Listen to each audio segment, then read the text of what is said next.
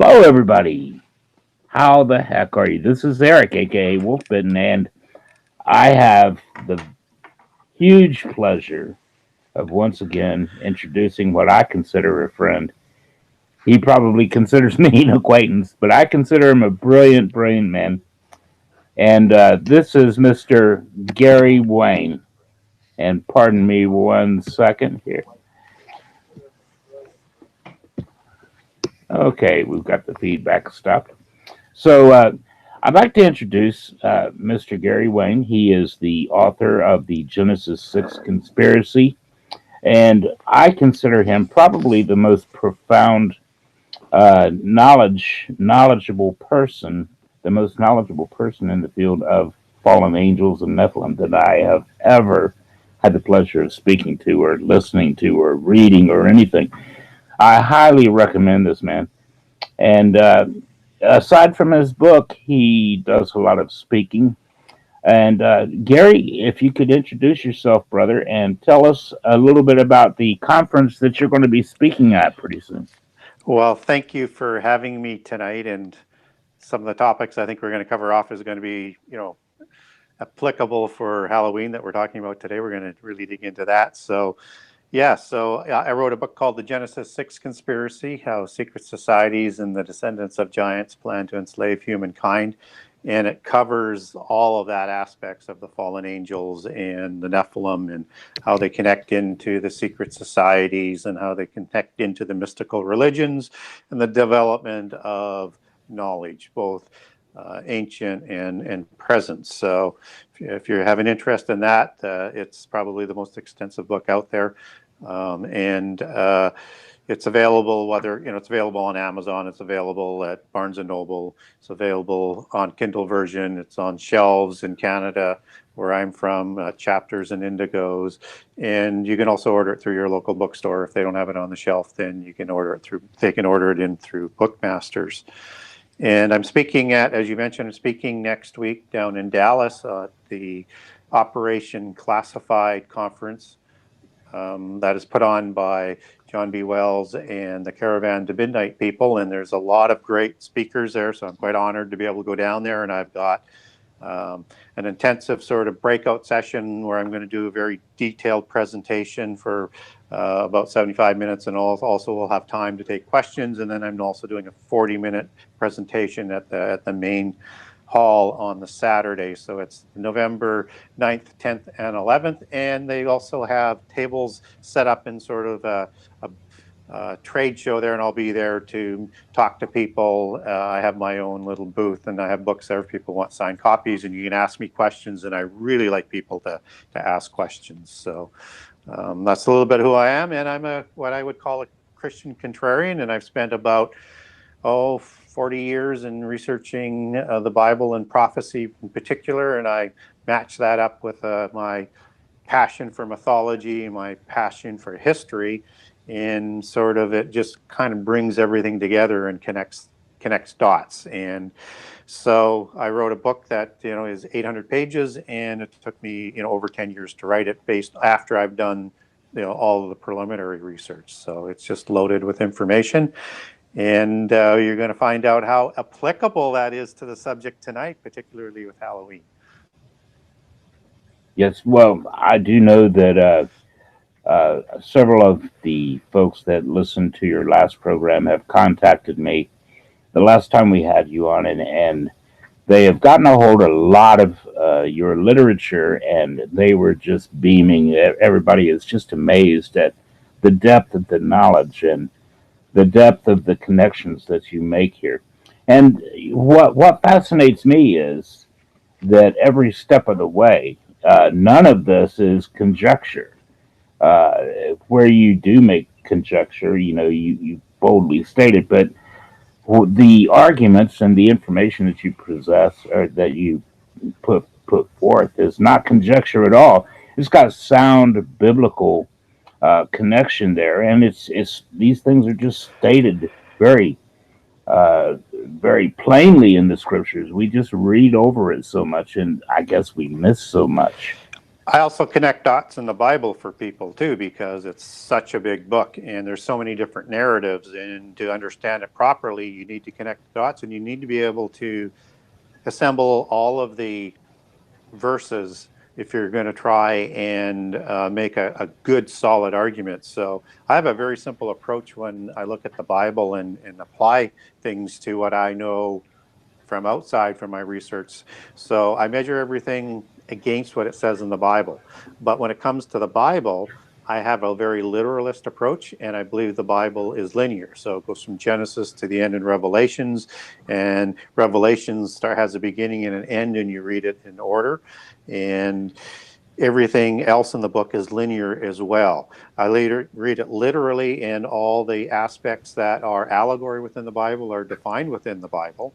And on any doctrine, and particularly with prehistory, not so much with prehistory, but particularly with prophecy and where I can with prehistory, I will align all of those things with what Jesus said first as the authority, and assemble all of those verses around what he said, and not vice versa. And I think if you do that, you get this sort of seamless story that you can go back and back things up on pretty much anything that you want to talk about. And if you don't leave out inconvenient passages, then you don't have to worry about somebody trying to poke holes in your argument. Amen. And we have the Bible itself mentions some of the animals that we would consider mythological, like the satyrs, for instance. Yeah. And we were talking a little bit about designer Nephilim. Yep. And how mankind, well, in the book of Jasher, I believe it is, where it talks about the fallen angels had taught mankind how to take the essence of one animal and combine it with the essence of another. I personally have always believed that this is where our mythological creatures, the creatures that we call mythological, where they actually came from and probably did exist. What would you think about that? Well, I think they're definitely the source. Humans may have done some things on a smaller scale in terms of the knowledge that they would have provided in conjunction with the 7 sciences that they were developing, but you have this heavenly knowledge that's also mixing with it. And when you're talking about DNA manipulation or creating or combining essences, this is not crossbreeding, and this is not angels mating with animals and or humans to create a hybrid species. This is a hybrid species from 2 separate species when they're combining essences. And you get an example of this in Greek mythology, for example, with the centaurs. And the centaurs aren't created in the normal way where you see a lot of these beasts where a specific god will have sex with an animal and create sort of a Nephilim hybrid, whether it's a lion type warrior or what have you. But with the centaurs, they're created in a cloud off the earth in the mythology as it's recorded. And so it has this sort of alien technology or superior technology, and they created a centaur that was used to actually teach many of the Nephilim their wisdom. And they had Chirion was the most famous one, and he would particularly educate people like Hercules and Nephilim like that. So this is a topic that is, I think, well known in religions around the world and within mythologies around the world, but we don't get much of that in the Bible. We just see this sort of evidence sort of coming out of prehistory. And you mentioned satyrs. Well, satyrs are in Leviticus 17 as devil gods, and in the book of Chronicles, 2nd Chronicles, as I recall, also as devil gods, and that goes back to the word Sair in Hebrew, and that is the same word that is transliterated in Isaiah 13 and Isaiah 34 as satyr, and those are devil goat gods, which I think a lot of the fallen angels were actually degraded to after their rebellion, and certainly after the flood, because they had a different look before that, and it's either one sort of God that just permeates in all different cults and cultures around the world and religions, or there's a series and a new sort of grade of it, because you have these goat gods and satyrs, as they're also called in other religions, as in the Greek religion and mythology, where you had the pan god, and that is a nature god, and it is a goat god. And you have Bacchus, that's in the Roman pantheon, which is very similar to the Greek. And you have other ones as well that are pictured as goat gods. And you see these goat gods being put into all sorts of literature and stuff, especially in fairy tales, like Mr. Tumnus, for example, in the Narnia Chronicles. And Bacchus, by the way, is a character in the Narnia Chronicles. And you're starting to see some goat god toys and Barbie dolls and all sorts of crazy things.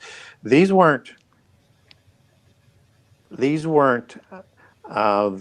the parent ones were not a crossbreed. They actually may have created other essences or mated with humans to become a goat-like hybrid again, off of their degraded sort of look. And if you want to look at a particular name that is directly connected to the satyrs, you would look at Seir, Seir, as it's made out into English in Genesis, and he is a Horim or a Horite, and I like to use Horim because Horim were one of the Nephilim tribes, or the Rephaim tribes to be a little bit more accurate, after the flood. And they lived in the Seir mountain region, and Seir was the father of Timnah, who marries Eliphaz, who bears Amalek to start the great Amalek nation. That's another rabbit hole. But these were the chiefs of Edom that do not go back to the genealogies in First Chronicles and Genesis in the Table of Nations. So Seir comes out of nowhere without a lineage back, and as a Horim. And what's important to understand about all of that is Seir goes back to the same Hebrew word as satyr does. It's Sair. And they were hairy goats, just as the Horim and Seir was thought to be a hairy Nephilim. So just a couple of quick connections, and probably, went down a few more rabbit holes than you were expecting, Eric, on that. But when we talk about this essence, this is talking about a knowledge and a widespread thing that was going on in the antediluvian epoch that I think was part of corrupting the whole antediluvian world. And when we hear about the corruption in Genesis, it's not just that it's violence. God says the whole earth was corrupted. And I think the DNA was changed, and beings were corrupted through copulation and through DNA manipulation and like what they're doing with GMOs today, with gene modification in plants. I think everything was corrupted in all sorts of different ways. And that might be one of the reasons why God actually calls the animals to the ark, because he knows which ones are not corrupted to start the new age off after the flood, as well as a bloodline from Noah where the genealogy is tracked and is pure. Yeah, and we really do have a lot of corruption today. I know of for a fact we have a lot of snakes that were at one time considered almost endangered here in Kentucky, but they're actually taking some of these pit vipers now. We have the copperhead, we have the moccasin, we have the timber rattlers here in Kentucky, and they're actually being raised, and their DNA is being manipulated to change some of their behavioral traits. Yeah. So and then re-released back into the wild. So really, what you're saying there is we could project that into today and take the scripture where it talks about the days of Noah, the last days being like the days of Noah, and we can make a direct application with what you're saying there. Well, I think you can. And some people ask me, well, why do I think the days of Noah?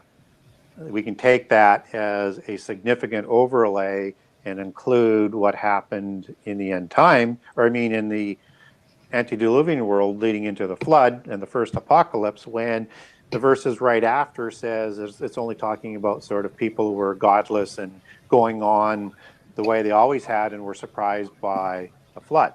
That part's true as well and will be in the end time. That's part of it. But this is part of the whole litany of end time signs that Jesus provides. So there's the macro meaning, and then there's the specific godless aspect, like Timothy will talk about the godless generation, the book of Timothy. So we have to be aware of that. And Noah lived 950 years. And when you see where that was worded with him being 950 years old in the Bible, it says all the days of Noah were 950 years. So we're talking about the days of Noah, and Jesus would know that. So the specific words that he's using is accurate. He is perfectly accurate all of the time, and he has connections that people overlook all of the time. That's why you need to start with what he says. And so Noah lived 350 years after the flood and 600 years before the flood.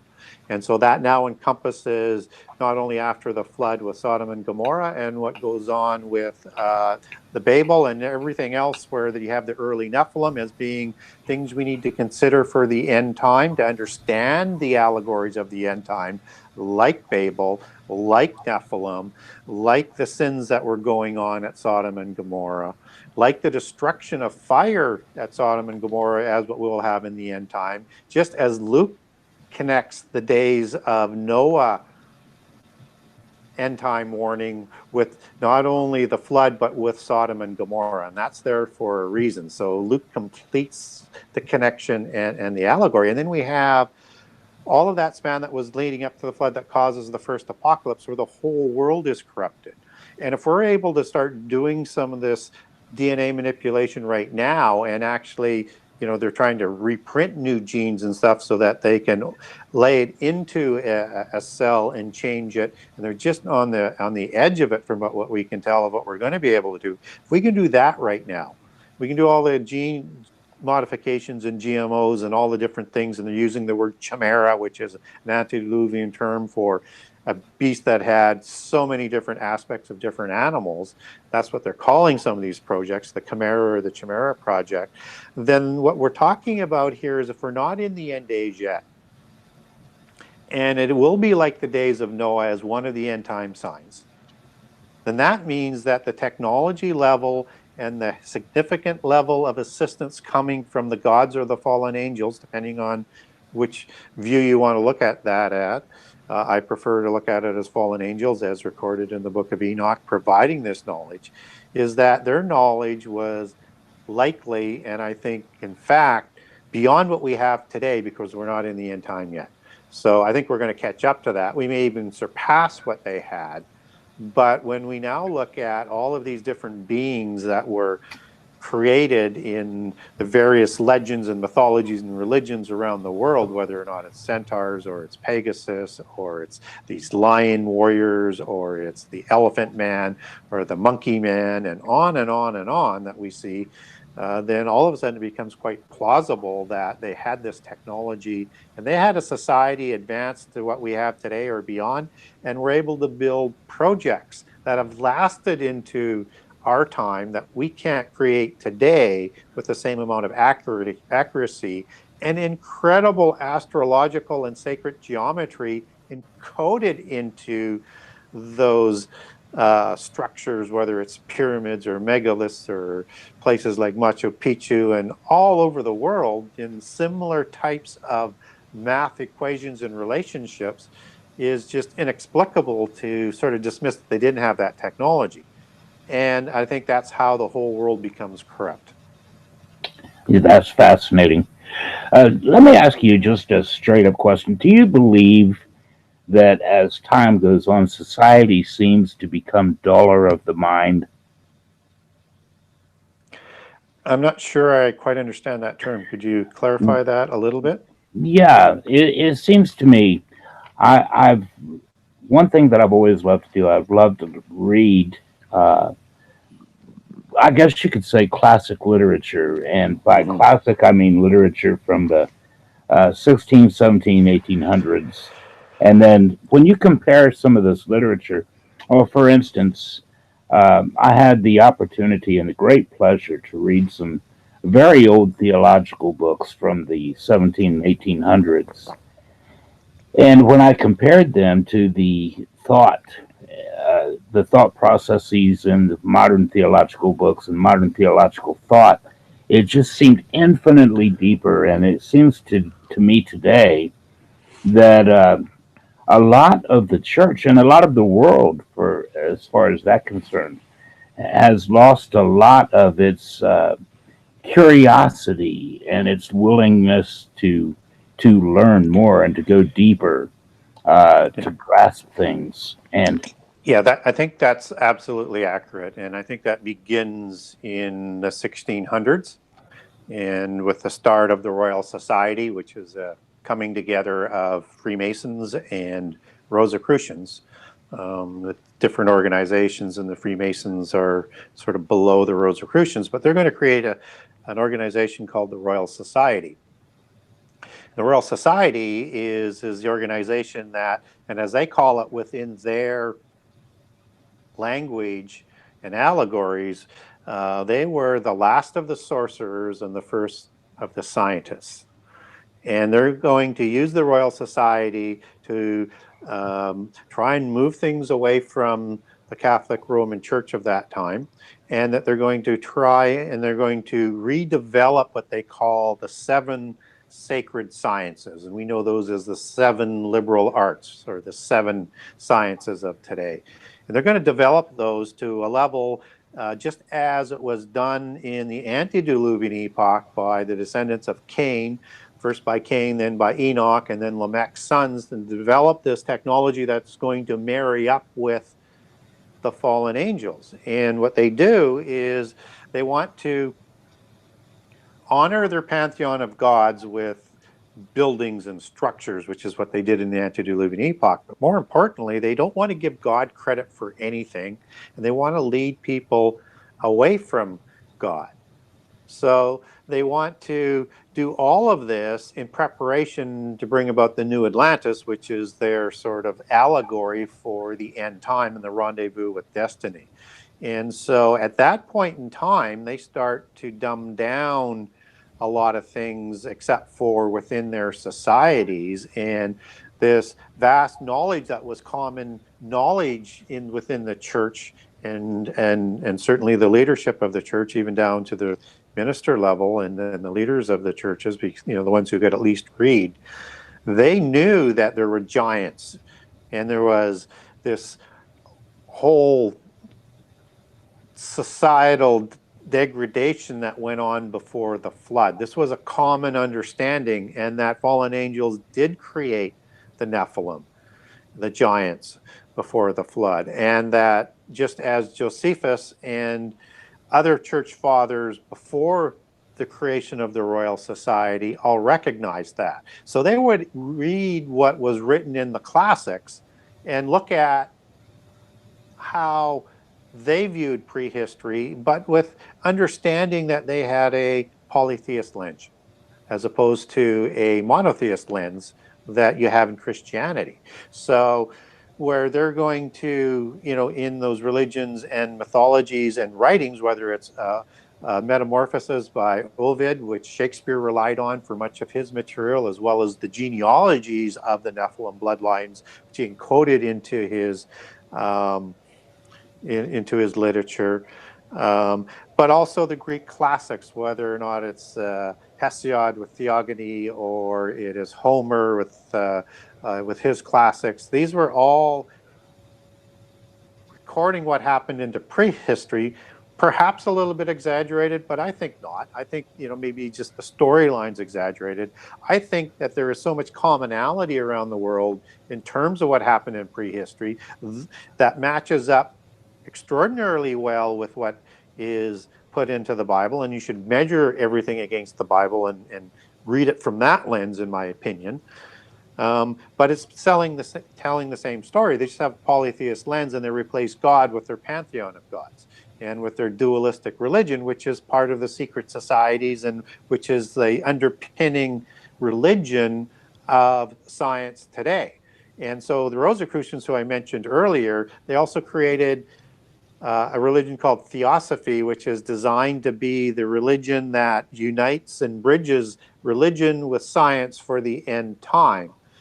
And it is the religion that comes out of Gnosticism, which is the globalization and understanding that all of the religions around the world have the same religion, just a different pantheon. And so this is what they want to reunite in the new Atlantis, because Atlantis was considered the helm of world government. But I'm going down a lot of rabbit holes here, Eric. But I think when you talk about how we don't have this sort of knowledge of our history that people did before who were educated, and we presume there was more being talked about, that was at least trickling down to the average person. I think it's a contrived effort and agenda to do that so that they control the information so that we're not aware of what they're going to do in the end time. Yeah, that certainly goes along with a lot of the things that Albert Pike wrote, for instance. And I, I kind of look at this too, and then I look at the fact that in our modern society, among educated people like Richard Dawkins, for instance, people who are disinclined to believe in God or give God glory for anything, there's a lot of acceptance for the word alien, for instance, the idea of aliens, and yet they will poo poo the idea of angels and demons. That's because you need to know that motivation, what I said about what was the purpose of the 7 sacred sciences in the antediluvian epoch as what it is with the Royal Society's creation and what it's doing. So they'll say and do anything and accept anything just to lead people away from God. It doesn't have to be true. And that's why they also, people get confused and say, well, how could seculars and people who believe in the evolutionary theory be part of a polytheist religion? Well, there's a lot of brainwashed people who don't know what the puppet masters are doing, but they're going to bring this all back into their contrived, specious unity of religion and science in the end time. In the meantime, they lead a lot of people away with the evolutionary theory, even though it's mathematically impossible to do. Yes, I've noticed. I've studied a lot of various things dealing with religion and science, and one of the things that I've noticed is that even some of the early UFO researchers, when they were researching what they would call the contactee and the messages that they brought forth and etc., they came away believing that these things were evil and that they were liars. Nothing that they said would pan out. There was a lot of conflicting stories, and some of the most prolific UFO researchers that were well respected even in the world at the time come away believing that these were in fact demonic creatures.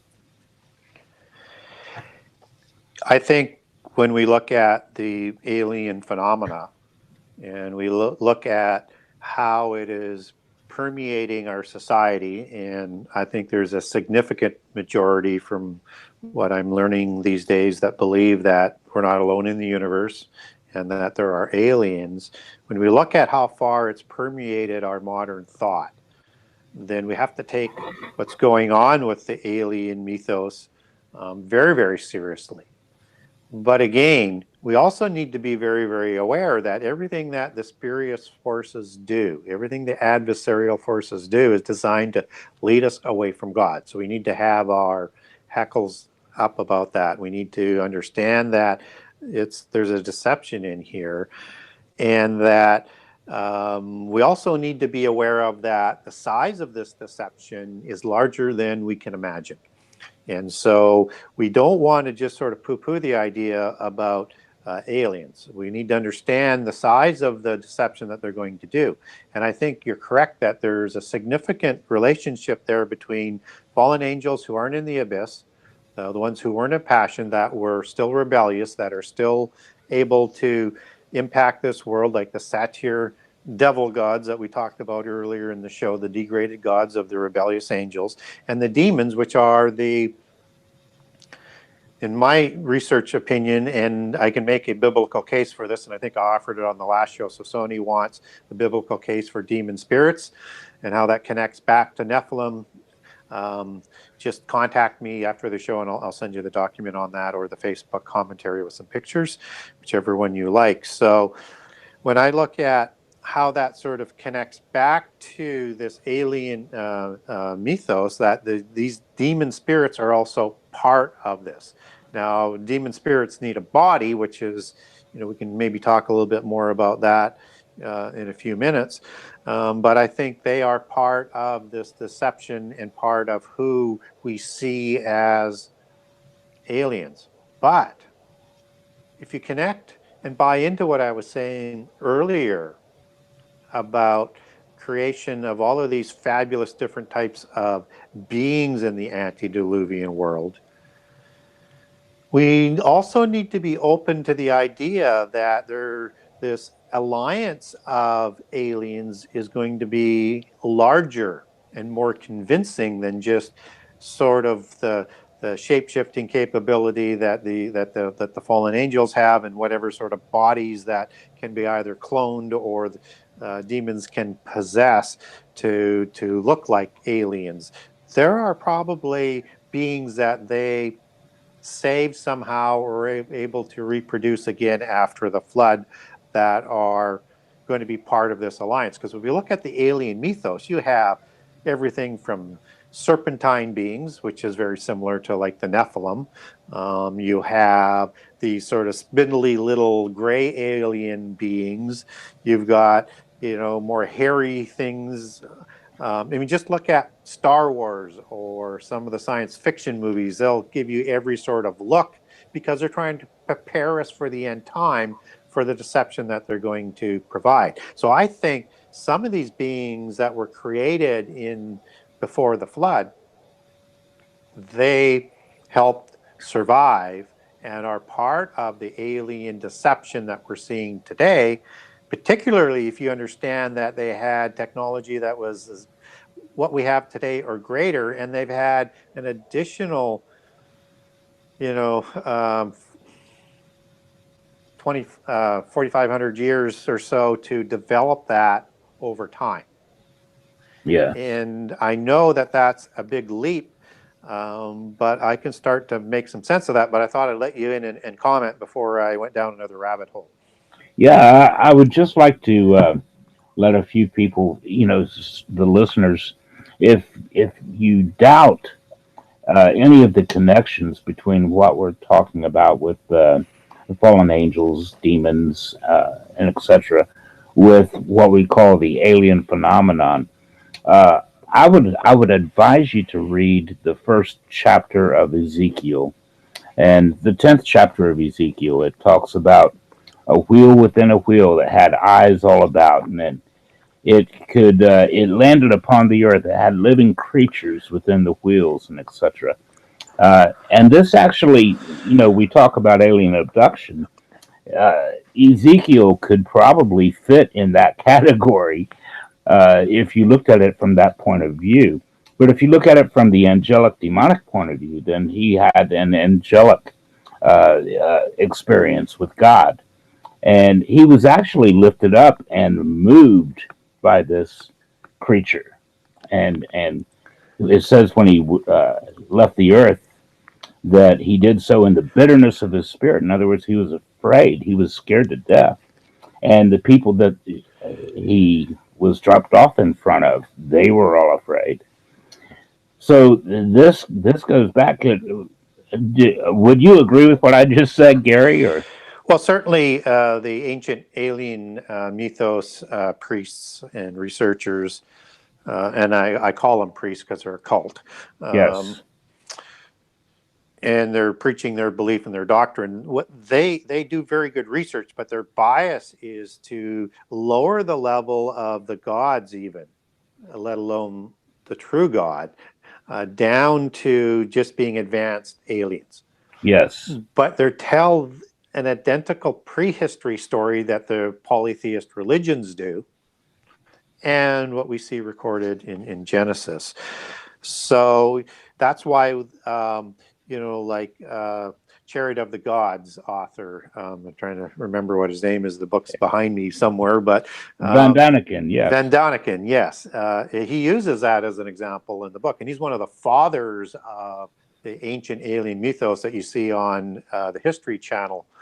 Again, I really love their research. It's just that they're completely sort of slant everything and try and put even round things in square holes. I agree. But they use that as an example, just as Sitchin, takes some of the ancient things and sort of bends that in the same thing. And understand, Sitchin is, even though he read directly from Sumerian tablets and had the ability to translate, he was a Gnostic and a Freemason. So he's got a particular agenda that he's trying to shape, as do the people who are funding the ancient alien sort of mythos. But they use that as an alien ship.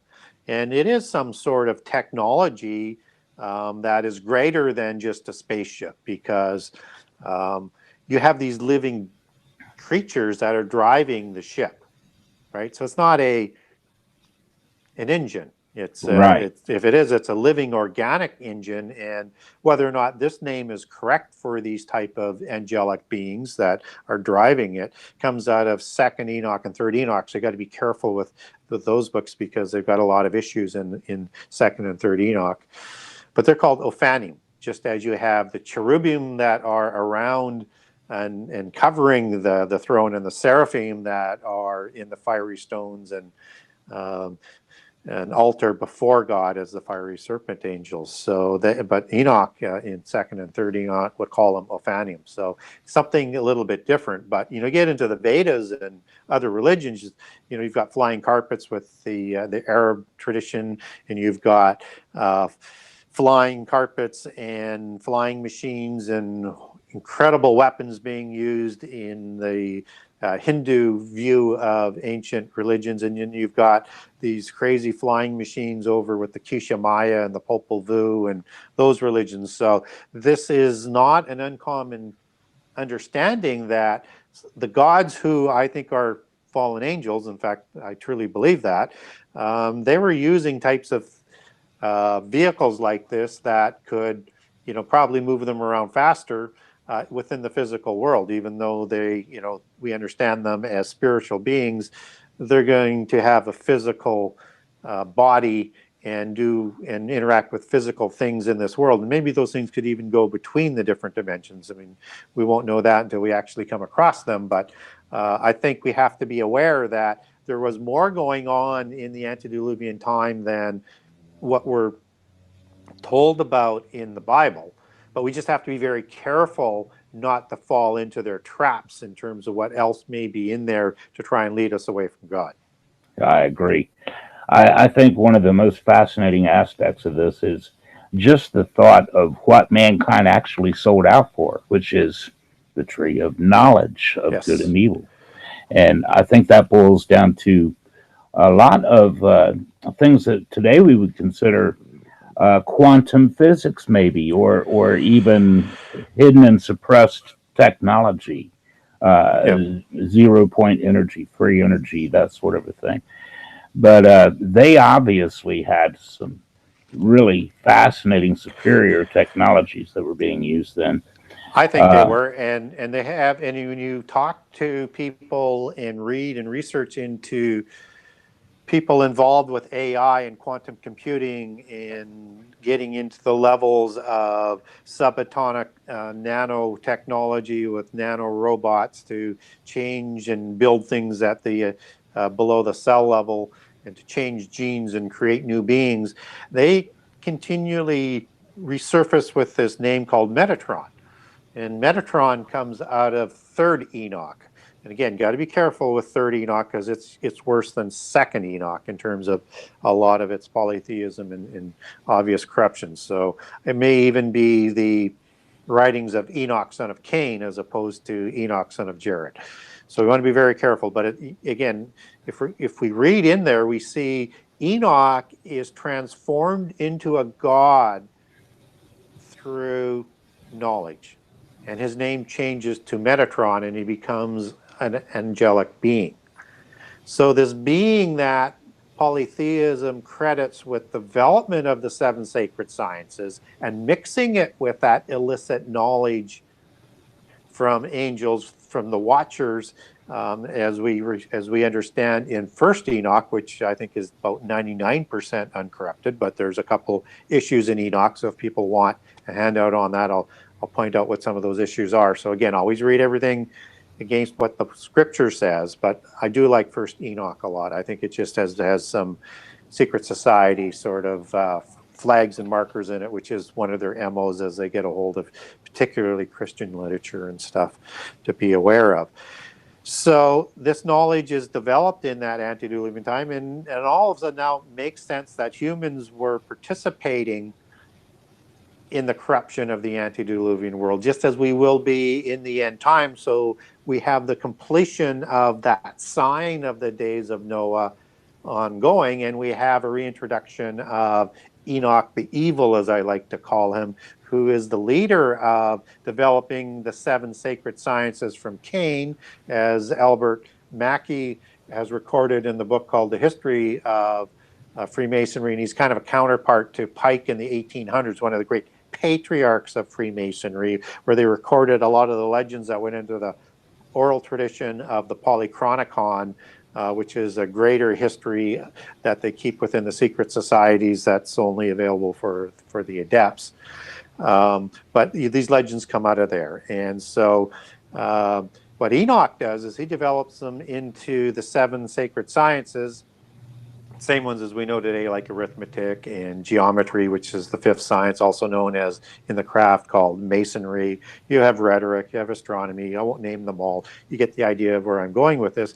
But he now develops mystical religions and rituals and initiations to protect and develop this knowledge, that only the people who are going to be adepts and priests and of royal bloodlines are going to have this knowledge, because it's too valuable for the mundane.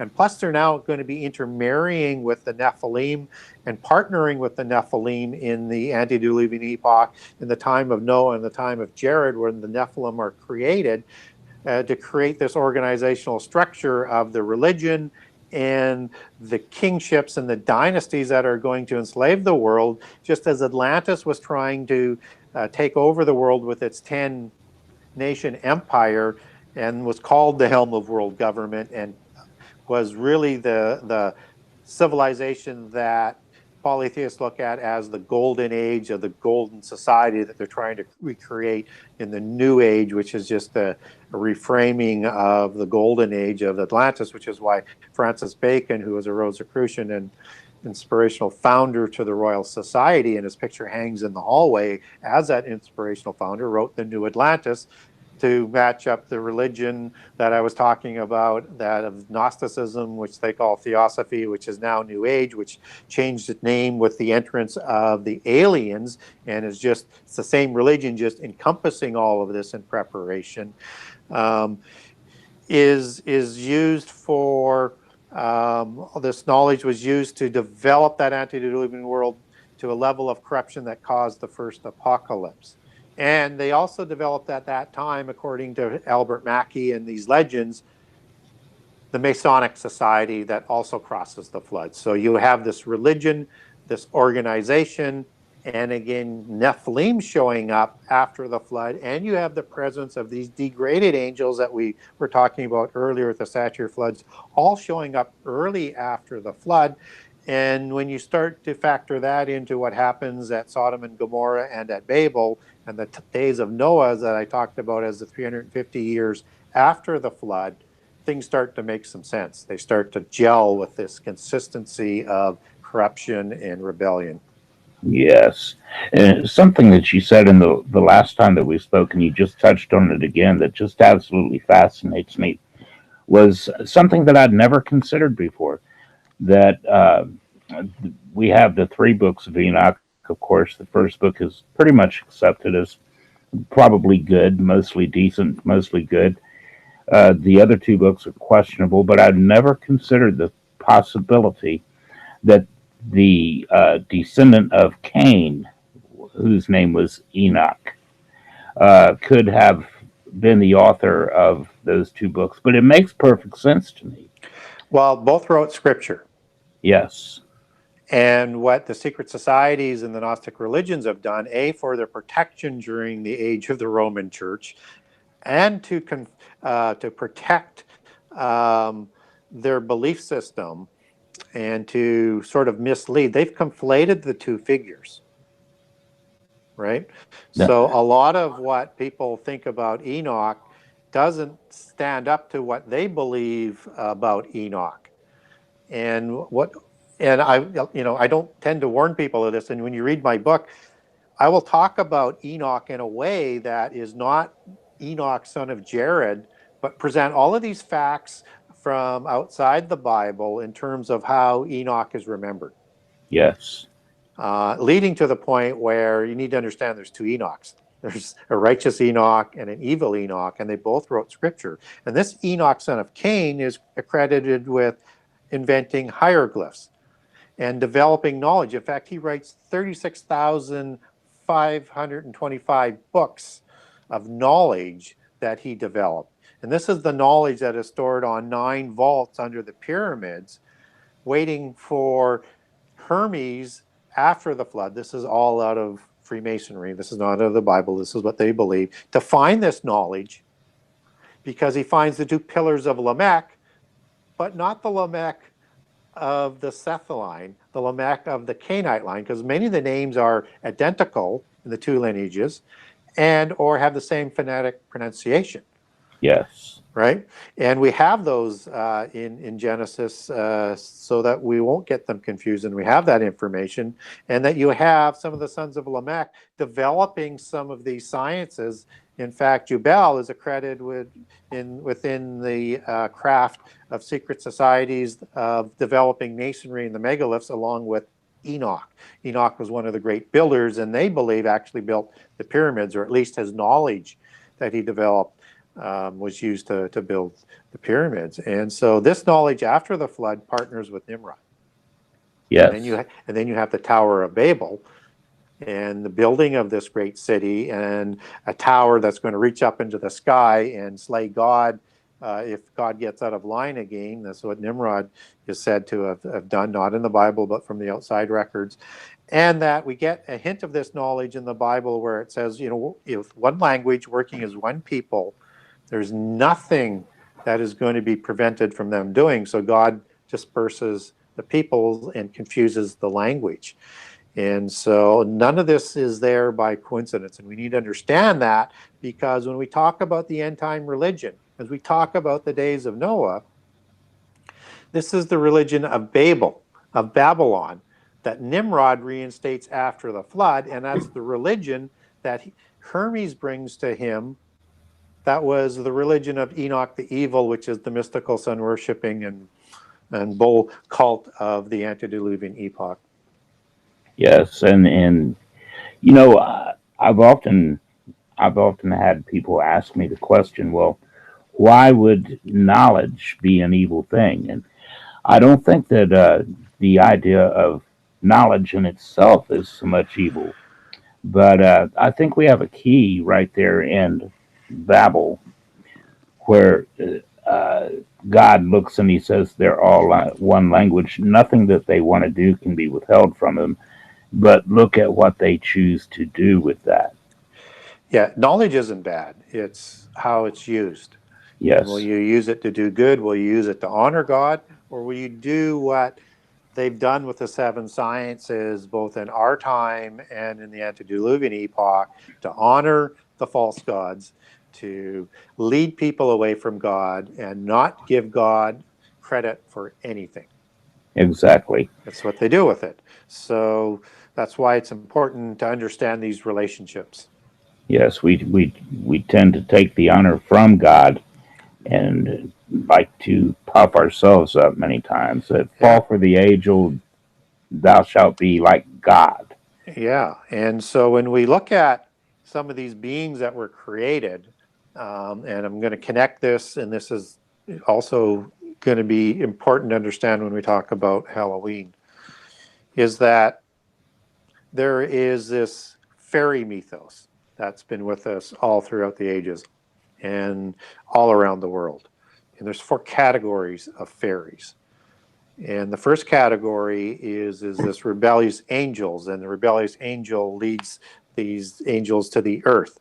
And of course, we're talking about the fallen angels, the rebellious ones, and they create earthborn gods, demigods, and they're called the Tuatha Danann in the fairy lore, and that's the Tuatha Danann of Ireland, and they also populated into England, and the Picts were another race of the Tuatha Danann, and then you have also the Tuatha Danann that moved up the Danube River and into Russia, out of Scythia and into the Norse area. So you've got several different branches of this Tuatha Danann of these. They're called the elven race of the shining ones because they were thought to be shining beings, just as Nephilim, their eyes glowed.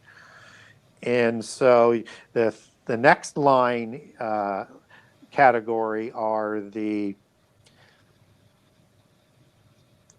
demon sort of spirits of fairy mythology, and you see that kind of in things like the banshees and phantoms. That's in fairy lore. Again, very much like a demonic sort of spirit, but it's a specific class of fairy spiritual beings. And again, I think those are the bodiless spirits of the Nephilim, of the Tuatha Danann in this case. But it's the 4th category that starts to connect things together, and that is the elementals. And if people don't know what the elementals are, you'll know them as like little fairies for the most part, although there is a tall, noble elf that is more akin to a Nephilim, but generally fairies are small beings, and those are broken all into 3 categories all around the world. There are mischievous ones, and they're small, and they're like leprechauns in the Irish mythologies. You've got pixies, you've got brownies, you've got the Menuhe in Hawaiian and the Polynesian Islands, you've got imps. And in North America, some of the names, there's again have the same categories. One of the names would be the Laurel people. Then you've got the what we call the little people, and these are good-looking fairies, and these are like Nereids in Greek mythology. You've got the sprites, you've got the mermaids, which are interesting, and also a connection back to the siren out of Enoch. So maybe a different classification, but they put the mermaids in there with them, nymphs, and what they call the white elves or the light elves, and the natives would call them the dogwoods, and I think that's out of the Cherokee. You also have the ugly ones, and this is where it starts to get important, because these ones are very important to connecting some dots here. And you'll see them portrayed like in Lord of the Rings, which again is an antediluvian polytheist history that's been encoded into another fairy tale or fairy literature type of thing, just as you've got elves in there. But you've got, in the ugly ones, you've got like trolls that live under bridges and guard gateways to the underworld, and you've got the Hobbit, like what you see in Lord of the Rings, and you've got the dwarves that work in mines and live in mountains and work in the ground, and all of these little ugly beings have specific roles to do, just as all of these fairy people do. And there's one that category of ugly one that's called gnomes.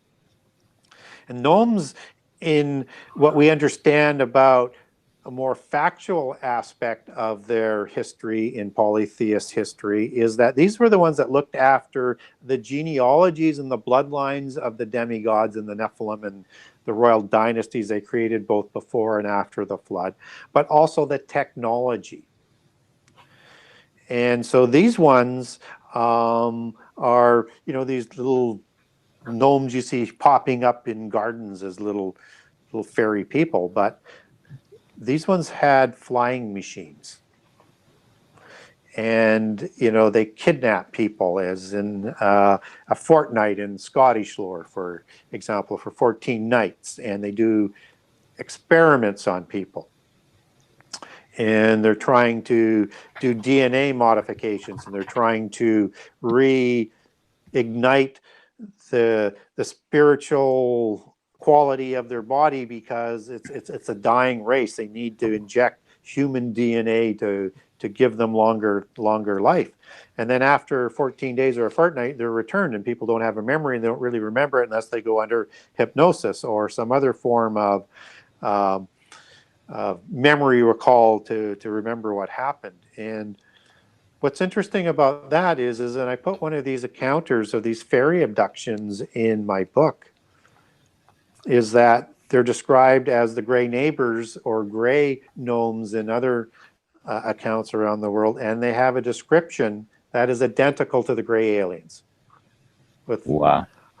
And so now when I talk about the possibility of that being that sort of larger alliance of galactic species as they'll present to us, you can see why I leave open that door, that we have to be open so that we don't be deceived, and understand how they're going to try and deceive us in the end time, when they have this sort of introduction officially to Earth, saying that you're just part of a larger universe of peoples all fighting against the evil God of the universe, which is the God of the Bible, that you're going to have to fight for your rebellion in the end time.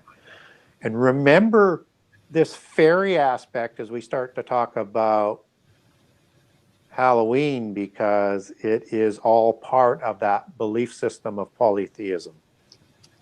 That is just fascinating. So, really, these modern tales of alien abduction and etc. are nothing new at all. We've had them all through history. The very same. I think a lot of it is exactly that. We understand it today as extraterrestrials, in a term that they like to spoon feed us with. But in a less technologically advanced society, they understood them as fairies.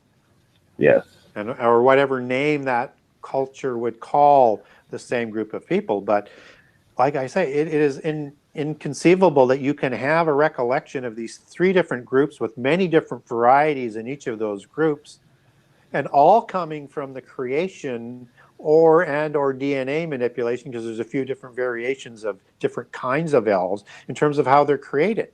So again, very much in like in Greek mythology, you get a number of them being created from gods procreating with humans. God knows what kind of humanoid type of figure to create these beings. But also, I'm also open to the fact that they're created through some sort of a DNA modification. Either way, they're a Nephilim type of being, they are a reprobate being, and they are a violation against the laws of creation. Yes.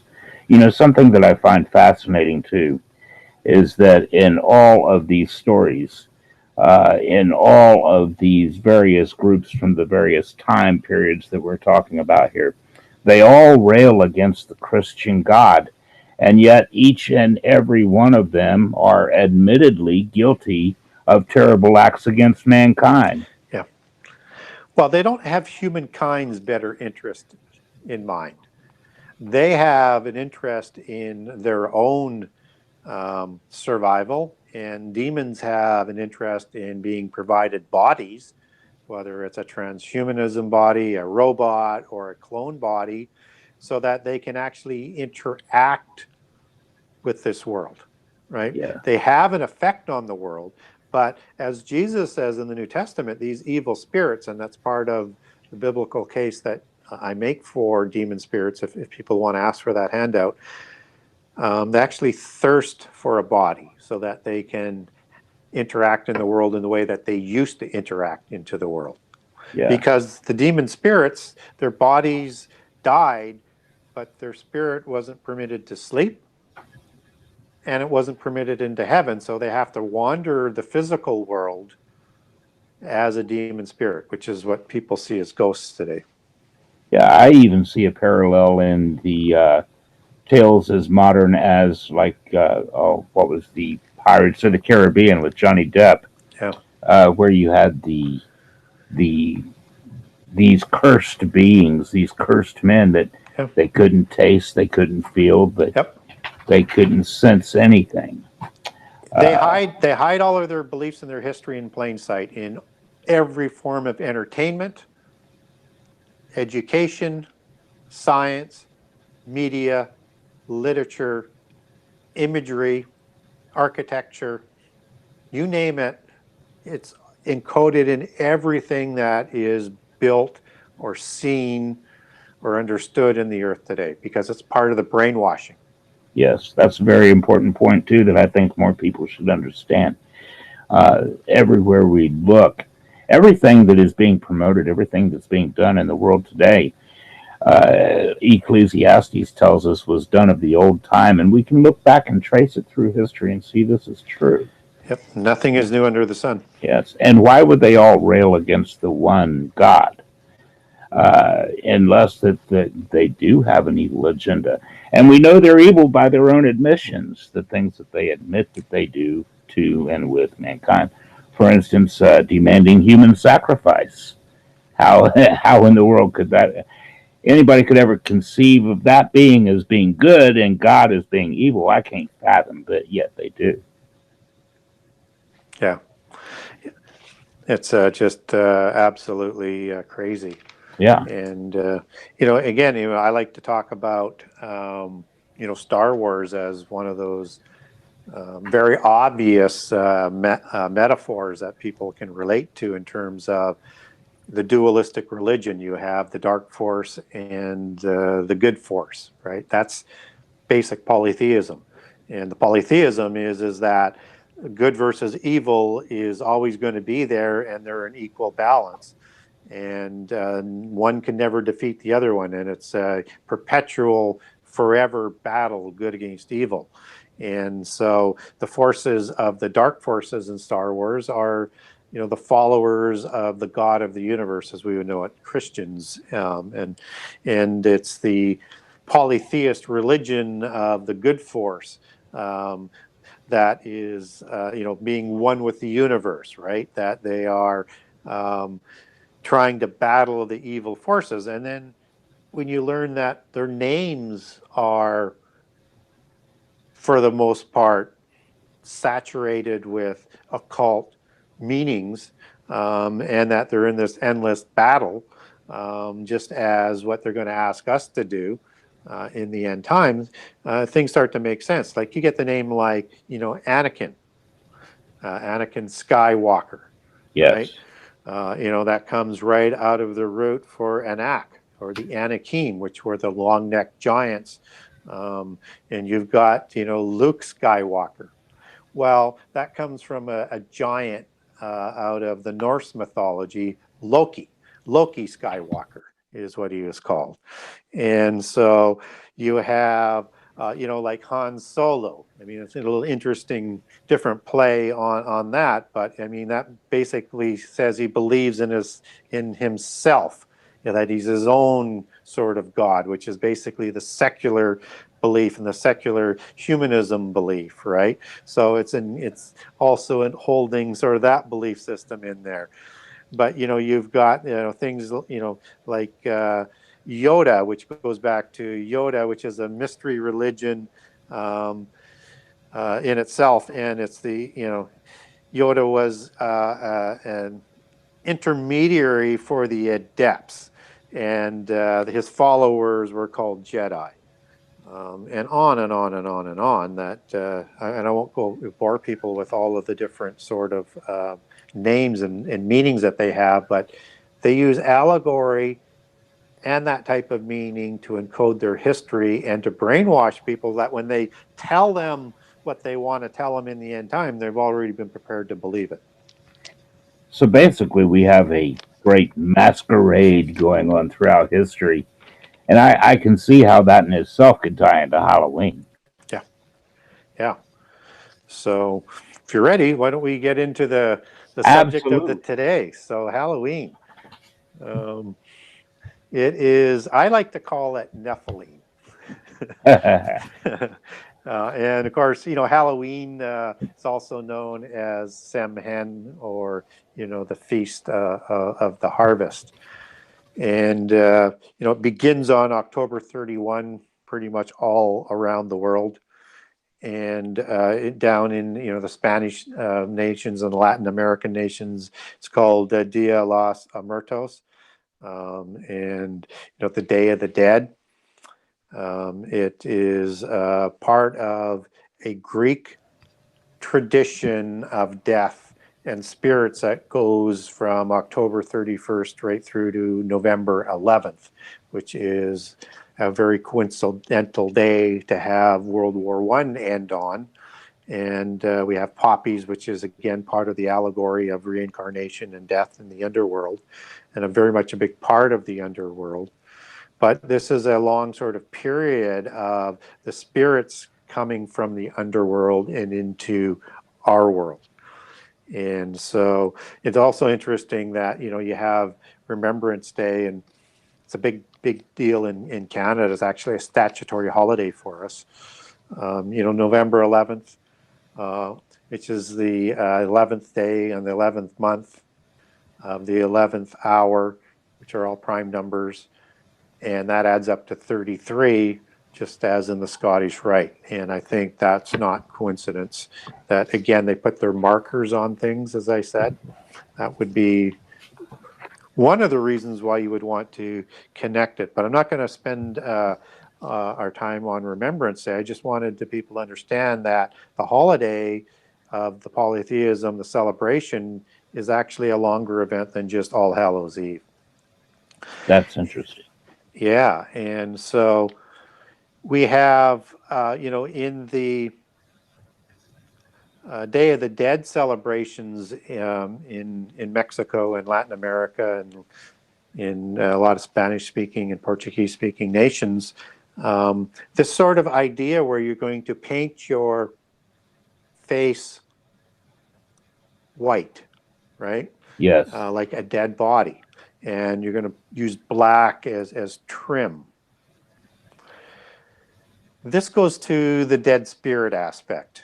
That's going to, I'm going to talk about as core to the understanding of All Hallows Eve.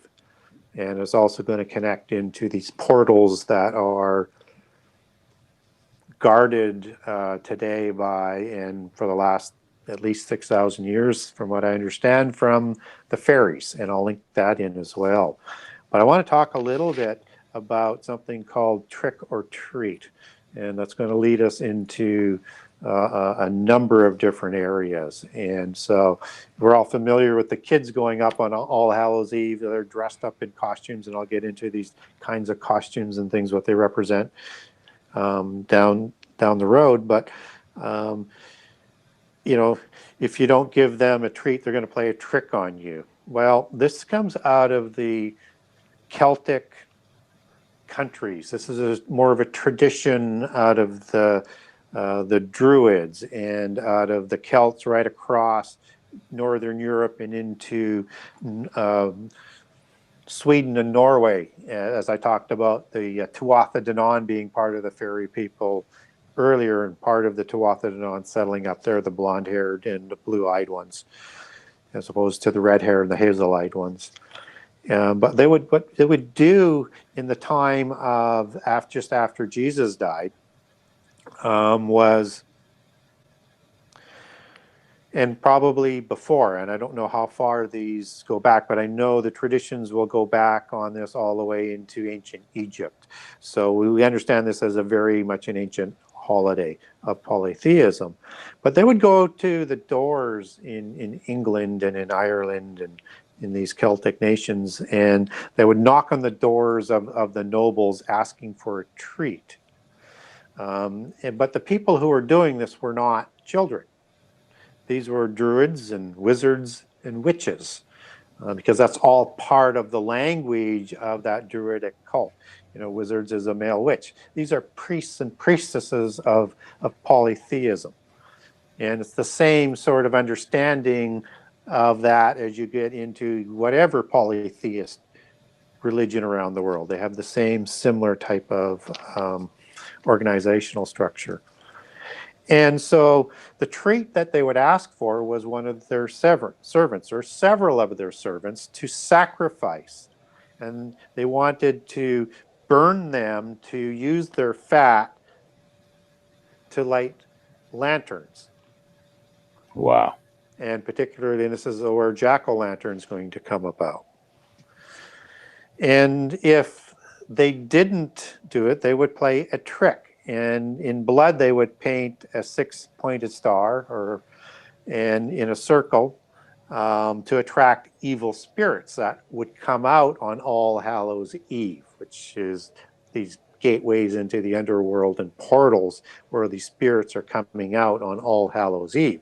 And they would come and do awful things to the people in their houses, is the belief, who had this marker in terms of the trick that they marked out. Now, these poor servants that they're going to take out, they're going to put them through a test first. They have an ability to be saved from the sacrifice, but what they have to do is they have to bob for an apple in boiling water in this big pot. And they only get one try, but they have to stick their face into boiling water to pull out this bobbing for apple that people like to participate as part of the Halloween, but they just don't use boiling water today. They use cold water. If they refused, they would be taken off to another area to be burned like a wicker man, which is part of the wicker man harvest polytheist ritual, which is why Samhain means, it literally means feast of the harvest. So you can see how those are now connected. And so no matter what, not many people were going to survive this, and they were going to be used for sacrifice and to create oil for their lanterns. And it's just absolutely a horrible sort of tradition. And when we look at this trick or treat, we have to look deeper at this word called trick. Because within polytheism, there is a trickster spirit. Yes. Right? And the trickster spirit is a shapeshifter as well. So you have a God aspect, and you also have a demon spirit aspect of the trickster spirit. Both try to possess bodies. One's called avatar, which is a symbiotic relationship where the host invites in the spirit, and this is generally an angelic spirit, not in a physical form, which it would be if they took a physical form in this world. We would probably understand that as satyr. Or a demon possession, which is not symbiotic, and the host is fighting it, and you get all these contorted looks and faces, and generally is not good for the human host because it's being taken over by force. The trickster spirit was also part of the leprechaun sort of being as well. So we wonder whether or not there's a connection there that I have not found that runs deeper with leprechauns or that third class of the little people that we talked about. And the trickster gods, we would know out of history, and there's probably many of these, but Set would be considered a trickster god out of Egypt, or Sun Wang out of China, or Anerta. And also when we get into sort of some of the imageries of some of these gods around the world, anything that's sort of a raven or an Anunnaki type look would be like a trickster type god. A Tengu god or Tengu offspring, which also produced bird-like Nephilim type creatures and a priest class as well throughout Southeast Asia and into Japan. I've got an interesting handout on the Tengu if people want that. Or the feathered serpent gods, which is not all of the seraphim, but a specific class of feathered serpent gods that are mostly in the Quiché Maya and the Inca sort of traditions.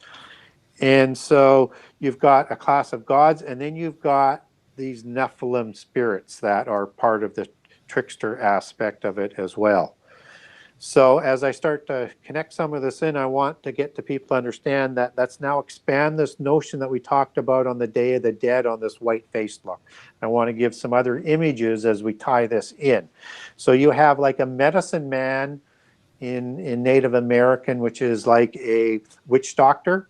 And understanding, as I said earlier, a witch doctor is a male priest, just as a witch is a female priest, and they do communicate with the other world. They communicate with spirits, and they have the ability to do magic. But there's also the shamans. And the shamans are definitely sort of the magicians sort of worldwide and have this shaman imagery. And they like to paint their faces white and also mix with black paint. And also keep in mind these mimes that you see. They use the same type of mask or disguise to create this different look. You also have theater masks in China that look like demon faces. Yes. You have the Greek and Roman white sort of masks that is going to, change the look and provide a different look. And you also have the court gesture look of this whole group that were in the occult belief were magicians that were and scientists that were hiding within the king's court as a court joker or a jester that you see in a playing deck or in the tarot cards, so that they would be hidden and not taken by the Roman Church in times like the Inquisition. And they also had these white faces and this makeup that is put on. And then as we see that sort of look develop into the circuses, and we see this clown look, right? And then you have the evil clown that we've seen in the last few years. This is all the same sort of allegory and connections back. There's actually, and I'm going to get back into the Halloween, but I just wanted to finish with this trickster sort of spirit aspect of the clown. It's actually the trickster spirit of the shaman and of the medicine man and of the priest. And this is where they actually ask for a presence to come in to gain powers, and they talk to the spiritual world. And so I think some of them are demons that they're possessed by, and I think some of them are avatared, that they're trying to create this and learn this knowledge from their spiritual guides, from their gods, from their demon spirits that they're communicating with. And what they're trying to do is be in continual contact and then use that for control over humans and, of course, to lead them astray, and then to do all of these bizarre rituals that they do in polytheism, because they're all led by the adepts or the priests, which, tends to lead into blood drinking rituals and human sacrifice, particularly as you still get into the higher levels of secret societies today. So when we talk about that demon spirit, we're talking about the Nephilim demon spirit that are coming through fairy portals on All Hallows Eve. Wow. And some of these trickster spirits are called werewolves. And what's really important about that is that their history goes back to Greek and Roman mythology, from Zeus or Jupiter changing a particular individual into a werewolf. And this was King Lycaon of Arcadia. And that's why when you see werewolf movies, they're called Lycans, because the first one is King Lycaon of Arcadia, and he was a Nephilim king. And Zeus changed him, or Jupiter changed him. And in the Roman tradition, which is pretty much the same as the Greek tradition, it's called Lupercus. And he's a wolf god who is the brother of a god by the name of Cern. which is a nature god and also a pan god or a goat kind of god. Wow. And so that's got another rabbit hole that we won't go down into today. And all of this belief system led to what, society, a secret society that still goes on, particularly in Europe today, called the Society of Luperci. And they have a belief in there that they put on this pelt of Lupercus, which is the Roman god version of the Lycon, then that they'll have these special powers as a shapeshifter. And understand angels are shapeshifters. A lot of the trickster gods were shapeshifters, and they needed to be shapeshifters to take a form to be able to have physical sex in this world. So again, a class of probably seraphim angels in there, as we talked about the plumed serpent, which would be a seraphim angel. You have the shape-shifting connection that's happening in there as well, and they would change them. So the shapeshifter ability would change them into a human werewolf, and they are also either an adversary or a different line as what the vampire sort of mythology comes down. So now we have, very quickly we have a werewolf that's very popular to be dressed up as in Halloween. We have vampires, which is, Dracula is the main one, and that's, its etymology goes back to dragon and or serpent, and a dragon is a seraphim angel with wings, because it was a fiery serpent angel, and this is the bloodline of the dragon Nephilim bloodline, and the whole allegories behind the Dracula mythos is about immortality, drinking blood. As I said, they have blood drinking rituals, just as we read in First Enoch that Nephilim drank blood in the antediluvian epoch. But now we start to see all of these types of costumes that people wear, which are types of Nephilim beings in the antediluvian epoch. And it doesn't stop there. We have goblins. People love to dress up as goblins. That's one of those ugly fairies that we talked about, right? Yes. Part of the gnomes classifications. And people like to dress up as gray aliens now, right? Yes. Which is the same sort of class. And people like to dress up as fairies, right? Tinkerbell and all sorts of different types of fairies and elves. People like to dress up as witches, which are the priests, and wizards, which are the witches are the priestesses and the wizards are the priests. They like to dress up as clowns, as we talked about. They like to dress up as crazy monsters. The crazy monsters are the beings that were created in the antediluvian epoch, whether it was through copulation with the gods or DNA manipulations. And zombies are the walking dead, right? Yes. And of course, you have people dressing up as ghosts, which are demons, and giants, which are Nephilim. Like, not every costume is dedicated to the Nephilim concept,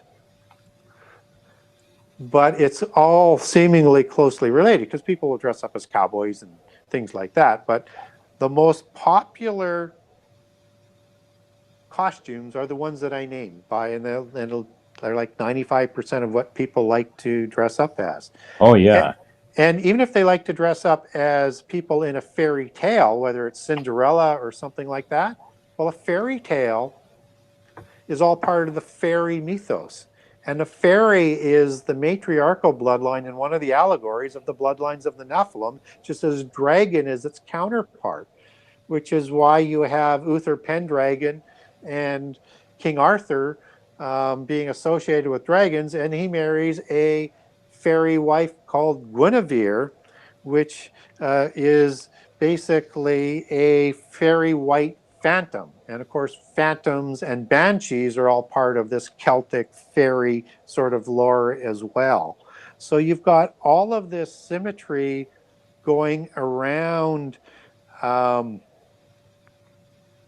Halloween that has to do with the fairy lore, that goes back into prehistory and into fairy tales and Lord of the Rings and all sorts of literature and into aliens and into that organizational structure of the antediluvian world as another Nephilim type of being. And you have all of these Nephilim that were part of the Tuatha Danann in Celtic tradition as well as one of the type of Nephilim. So we have these connections. And then when we look at, the jack-o'-lanterns, we already talked about what's going to light these jack-o'-lanterns. And again, they were mostly used in Ireland and Scotland in the land of the fairies, as they like to call it, to scare the spirits of the dead off on All Hallows Eve for protection. So they're going to use human fat in these jack-o'-lanterns and to scare off these evil spirits that are coming through the fairy portals on All Hallows Eve. And what's interesting is they originally used turnips, but turnips weren't in North America. They were not common, but pumpkins grew well and they grew big. So the tradition in North America sort of switched over to pumpkins for jack-o'-lanterns as opposed to turnips as they were used in the Middle Ages. Wow. And what's interesting about jack-o'-lantern, where that name comes from, this was a hero, a Tuatha Danann out of old Irish myth, who tricked the devil and becomes a trickster spirit when his body dies as a Nephilim demon spirit. Again, these terms are all interlaced, so we need to understand what our children are doing when they're going up to the houses asking, saying trick or treat. They're performing a polytheist ritual that is done. They're not doing the rest of it, but they're mimicking the ritual. And when Jack died, he was not allowed to go into heaven, right? Just as Nephilim spirits are. So another connection that this hero, this warrior from old Irish history and myth is now a demon spirit when his body dies. And he's sentenced to roam the earth, just like demon spirits are. As a ghostly figure, just as demon spirits are.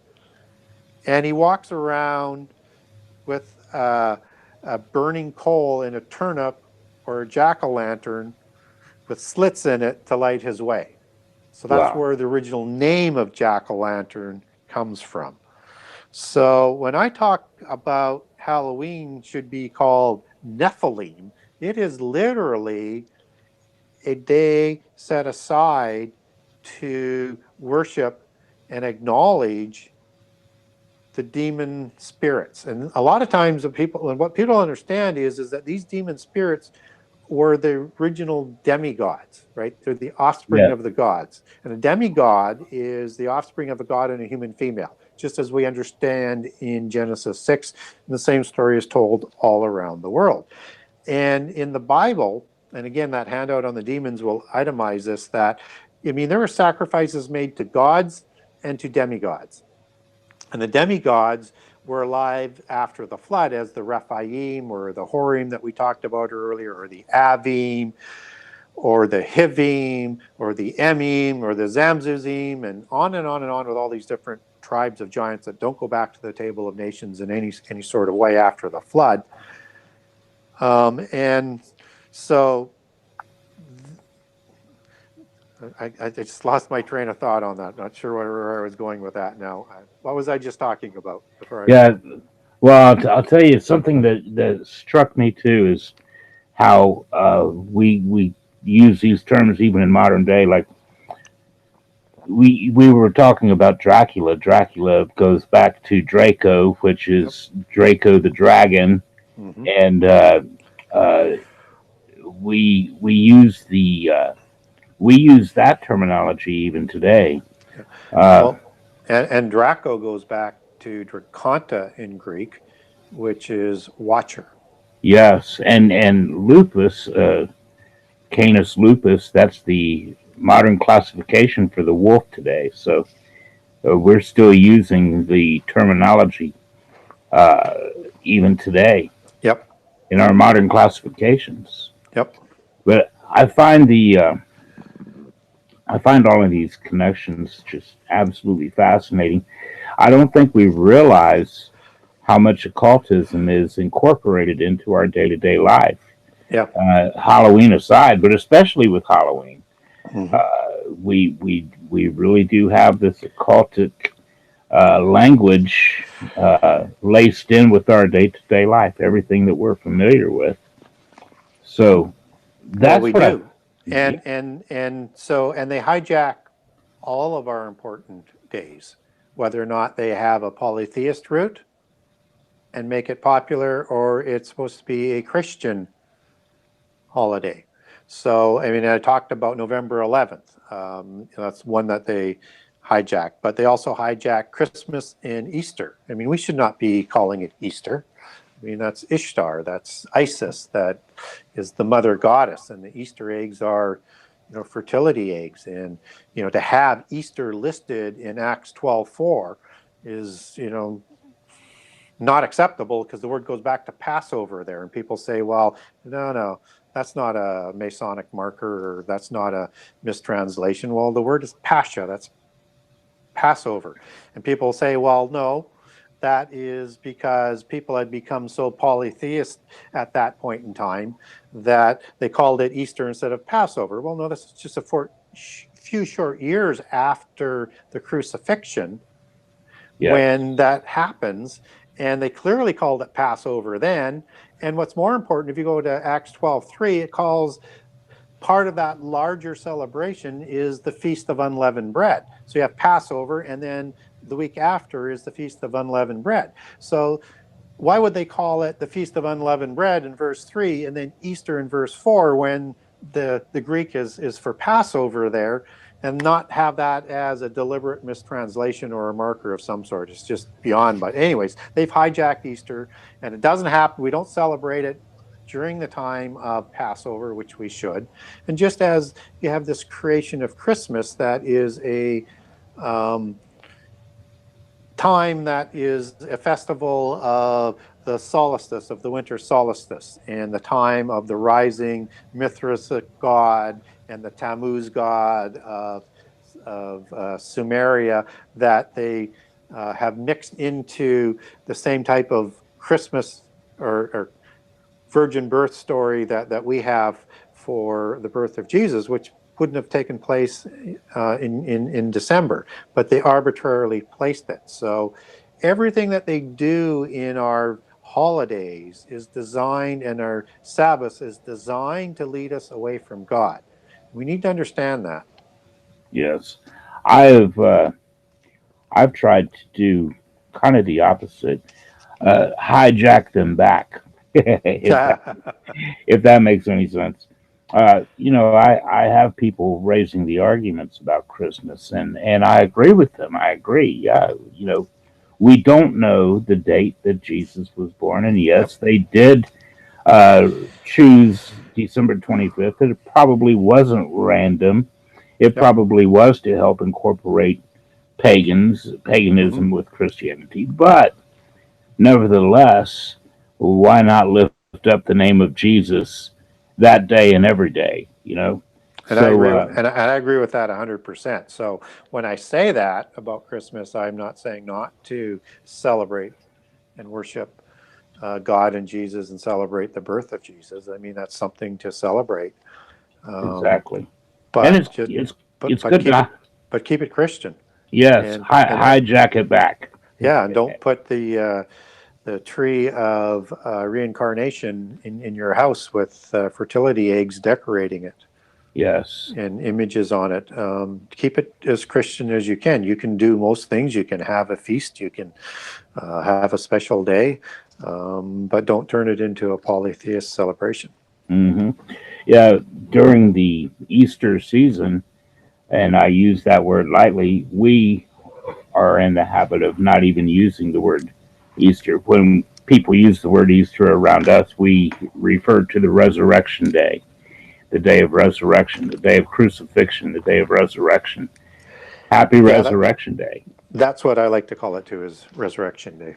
Absolutely. Well, So, and again, I mean, they hijack the day of the crucifixion too, because they have it on a Friday, yes, and that's just not accurate. And if you follow and if you put the four Gospels together, you can actually lay it out. But go back to um, the Feast of Unleavened Bread and the Feast of Passover and understand how that's laid out. And so the day after the crucifixion, or the day after, the day after Passover, sorry, you have a special Sabbath. yes, So what's happening here is he wasn't crucified on the Friday, probably on the Thursday. So you have a special Sabbath, which is the Friday, and then comes the Sabbath on the Saturday and the resurrection on the Sunday. And now you have a perfect scenario in terms of how it fits with Judaic feasts and festivals, the festivals of God. And it goes with what Jesus said, that he would be 3 days and 3 nights in the earth, just as Jonah was 3 days and 3 nights in the belly of the fish. That's not an allegory, and the story of Jonah is not an allegory. This everything is fulfilled in perfection if you let the Bible read. that's right. That's right. And when in doubt, always believe the scriptures. So, yeah, I'm the same way. I've had people point out the discrepancy of time there. And say, well, man's tradition, it says that, we have a Good Friday, but chances are it was a Good Thursday. Yeah. Uh, where Well, yeah, I Jesus, mean, if you just relied on faith that he was 3 days and 3 nights in the grave, you don't have to know how it was manipulated, but you have to know that there's no way he was crucified on the Friday, because everything's got to be perfect and accurate. So, but once you learn how the Feast of Unleavened Bread and Passover works, it makes perfect sense. right, right. And I do find that the scripture is not contradictory at all. Many times we're contradictory. I've found that whenever I believe something that tends to contradict something that the scripture says, that catches my attention. Those are the things that I do not want to sweep under the carpet. Those are the things that I go to God and say, where am I believing wrong? How am I wrong here? How should I take this? How should I believe this?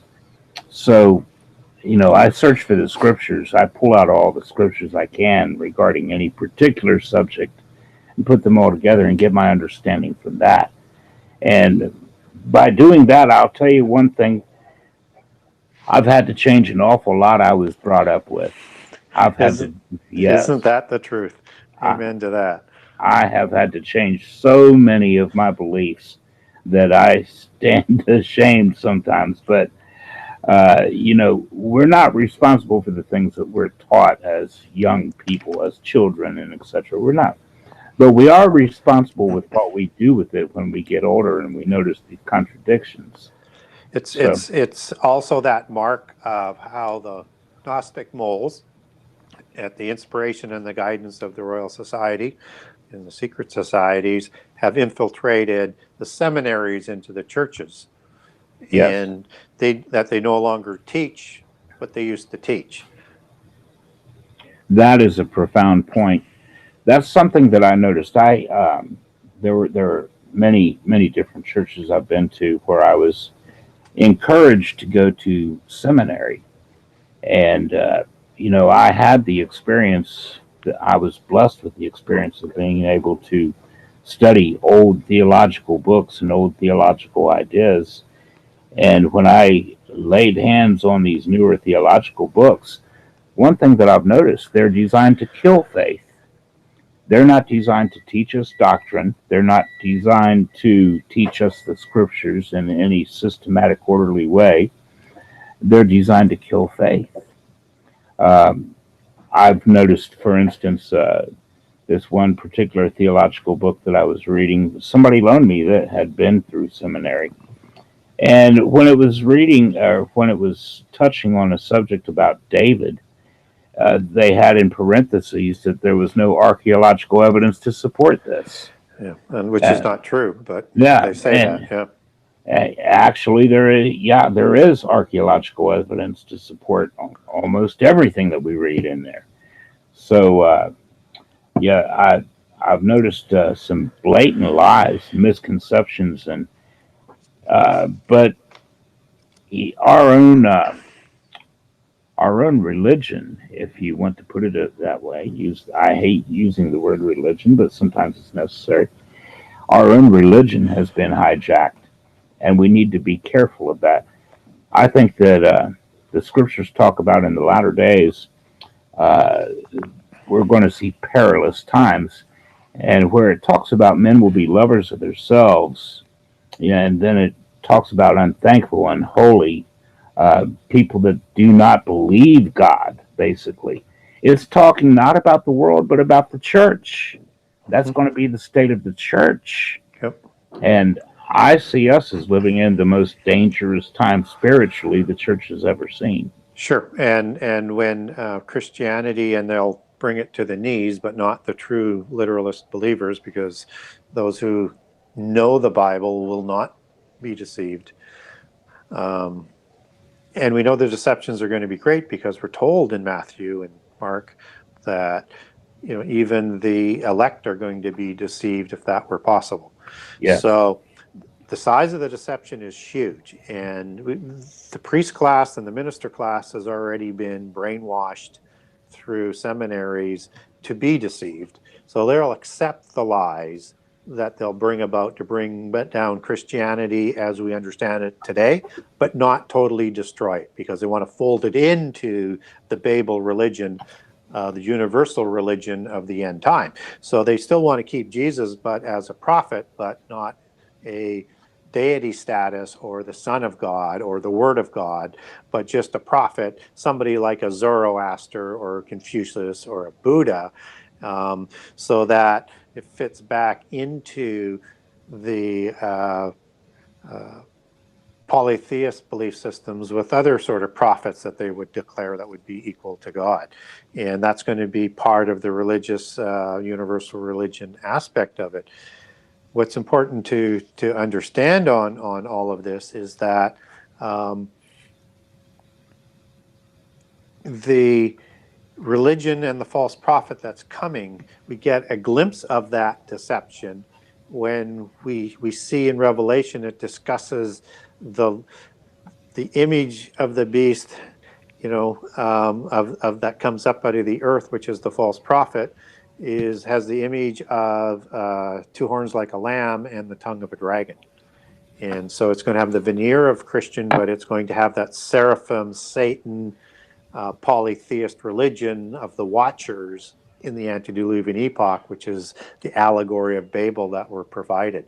So they need to keep some resemblance, they need to keep an organizational structure, but they need to be able to fold it in, sort of come home, so to speak, as what they like to say, to the original to the original religion and the true religion. Just as if you look at that Oribus for Theosophy, it talks about themselves as being the true religion.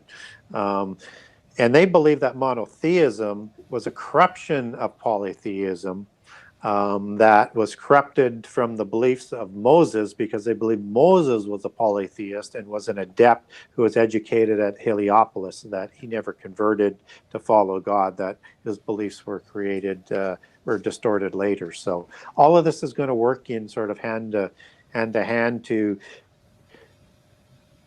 discredit Jesus through false evidence to say that he did not die on the cross, which is basically what you were told in the Da Vinci Code, and to discredit the Bible to quote unquote a fairy tale. Yes. And that's the exact language that they use. And in the occult language of the fairy tale, it's the superficial story is an interesting story, but that's all it is. The true meaning is what's encoded in the mysteries underneath. And to understand the Bible, you will not interpret it literally. You will have to understand through learning the mysteries and going up the various degrees and the ladder and the steps of the pyramid of mysticism, just as they do in the 33 degrees or the third degree of Freemasonry. And with all mysticism, is you need to learn those secret allegories and symbols to understand what is really written into the Bible, because it's a fairy tale. And they'll come back to what we had talked about earlier, why it's important to understand that there was an extra Sabbath day in on the resurrection, because they're going to come back and say, Jesus said the only sign to that wicked generation was going to be the sign of Noah. Yeah. And they've already prepared people who are saying that's a parable. Well, no, Jonah was a prophet. It's in the book of the prophets. It's not a parable. It's a true accounting before he actually surrendered to God to go preach to Nineveh and the Assyrians. So he was 3 days, literally, and 3 nights in the belly of the whale. But they want you to believe that that's a parable or an allegory, because that's what they want. You will want you to believe that the whole Bible is. And then they'll come back to Jesus saying, if Jesus said the only sign was the allegory of Jonah, then the resurrection was an allegory. Mm-hmm. And they're going to use all sorts of those kinds of things to deceive people in the end time. And in the end, too, as far as I'm concerned, this opens the door for anarchy in the church, what you're describing. Anarchy in the church. And what I mean by that is, it boils down to Luciferianism, and I'll explain how quickly. But in Judges chapter 26, it talks about the days of the judges, and it says that every man did that which was right in their own eyes. Now, I understand they didn't have a king and etc., but for every man to do right in his own eyes, what's right in his own eyes, that opens the door for anarchy. It doesn't say that we were seeking to make God the center of all things and the center of what we know to be right and wrong, but rather what we deem to be right and wrong, which boils down to the Luciferic doctrine, do as thou wilt. There's no difference at all between do as thou wilt and doing what's right in your own eyes. And so it's like making everybody a little god, right? Exactly. And that's exactly what they're going to be offering in the end time. So yes, it is anarchy, and it is Luciferian. Yeah. There's just no way around it. And there's no doubt about it. And Lucifer is the name that the secret societies like to call Satan. Yes. And actually, it's, again, an interesting word that was chosen by the King James Version translators, because Lucifer doesn't go back to Hebrew. It's a Latin word, and Latin for Venus, and derives from lux and lucidus. The actual word there is Hel, Heylel. And I actually think that's the name of the angel that Satan was before he was degraded to a Satan status. No, I just learned something brand new. Thank you for that. You're quite welcome. Yeah, yeah, and now I can see why they would choose to use the word Lucifer as light bearer. Yeah, and I get it as son of the morning. I mean, people says, well, that's Venus, that's where, but you don't overlay a Latin word into English for a Hebrew word. Right. And if you don't know what the word is, it's probably a name there or a title, and you would just use Hel like you would use Michael. You don't translate the meaning of Michael or Ariel or any other names, because they all have a particular meaning. It's something of God. So, like Ariel would be Lion of God, right? So exactly. So why not just translate it exactly as it was? It's one of those things that I think it just ought not to be there, but it certainly has made the God of the Masons well known around the world, hasn't it? Yes, it has. And Albert Pike wrote that they were going to discredit all religion, and you can certainly see how that they have certainly done that through the last 100 years, especially discredited religion. And Well, the only once but when they say discredit religion, they mean monotheism. exactly, because once they've discredited that, they say Albert Pike goes on to say, because then they can present the quote glorious light of Lucifer unquote. So you see, he's not destroying or discrediting all religion, like you Yep. say. It's the monotheist, Mm-hmm. the Christian God that's being discredited there. Yeah, and how they deceive people in polytheism is that it's a dualist belief system, as I mentioned earlier, where you've got this forever battle that's always in balance of good and evil, and they're always trying to, you know, gain the higher ground over each other, but they always sort of balance out in kind of the end. And so Albert Pike is famous for saying that, Lucifer is God, but so is Adonai God. Yes. Right? And Adonai is the name that they use for the God of the Bible in Freemasonry. And they believe that God and Satan are equal. Yes. And that what they're going to be fighting for in the end time is not to defeat God, but to push him back far enough to gain a realm on their own away from God, so that Satan can be like God and raise his throne up in his own realm like God, just as Isaiah 14 talks about. And I should mention that because I use the word Hallel. Some people may come back, and I've got handouts on all of this if they want. Don't confuse the Hallel that I'm talking about with Helel, which is the allegory of the king of Babylon, which I'll explain in all of that handout. There is both. But you don't actually have a word that is denoted to the king of Babylon as Helel in the Bible. It's just an allegory that derives out of Hallel. But the king of Babylon is the sort of Antichrist type spirit of Antichrist type figures that is going to end up manifesting as the king of Babylon in the end time, even though he's actually going to destroy it at the midpoint of the last 7 years. Yes. And so Assyrian and king of Babylon are that. So in Isaiah 14, you have what I would call a dual prophecy that is based on prehistory allegory that you need to understand.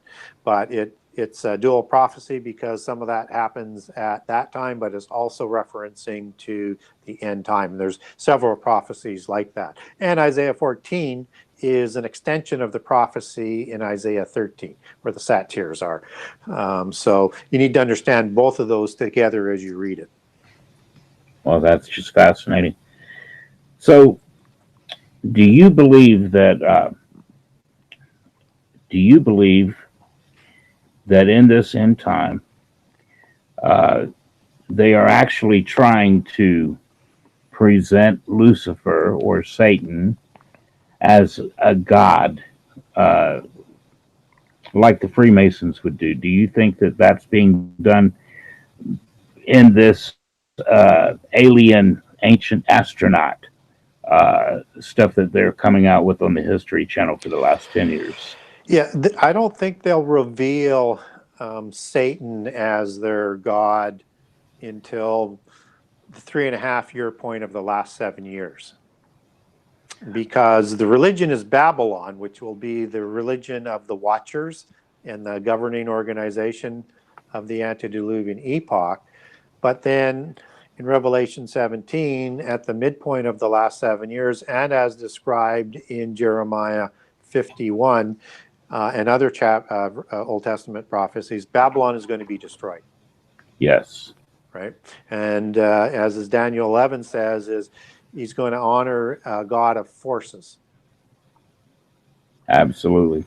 And then I think they're going to reveal Satan as being sort of at the top of that sort of pantheon.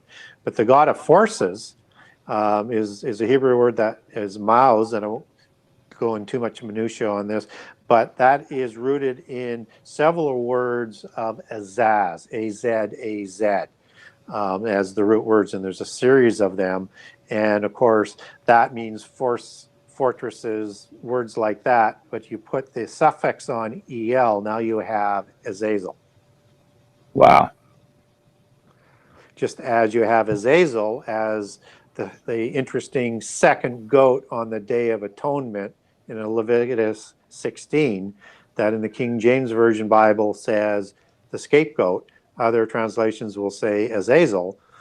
And the reason for that is if you take scapegoat back to Hebrew, the word is Azazel. And so you have this second sacrifice that is sort of unaccounted for. And I think it's for the sins of Azazel, who's the scapegoat, as he's described in Enoch, of the sins of the world. And he's also the god of forces, right? He's the war god. He teaches war. And I think that's the other connection that you have to Azaz, to the god of forces. And I would suggest that Abaddon and Apollyon is not a name, it's a title. Abaddon as in destruction and destroyer, as same with Apollyon. And so that's a title, because angels' name end in EL. Yes. So, and if you look at Apollyon, that's not Apollo as the god, although it's rooted in the same series of Greek words. It's literally destroyer is the meaning. And just as Apollocom, which is where CERN is located on, you have Shiva as a god of destroyer, but it's not a temple dedicated to Apollo. It's the temple dedicated to Apollocom, the Latinized transliteration of destroyer. As an old Roman temple. So I think it's more of a title. I think Azazel is the host of the angels, as Enoch describes, who is tossed into the abyss, who is Abaddon the destroyer, because he was the destroyer and the scapegoat, the one held accountable for destroying the antediluvian world. That's fascinating.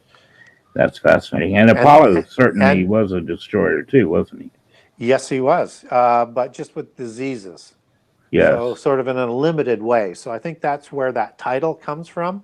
But although that series of words connects back to Apollo, they didn't use Apollo. And other words that they use for destroyer in the New Testament, as in Acts, I think it's in chapter 5, I'd have to double check that now, that does not go back to Apollyon. Apollyon is only used once as a title for destroyer. So even though destroyer is used and it's related to sort of serpent imagery and stuff, it's not saying Apollyon. So again, I think that sort of attests to that is just a title. But what's interesting why they use Apollyon is that it's got to do with what they also use for the wording in certain applications of Antichrist, who in 2 Thessalonians 2:3-4, as I recall, is called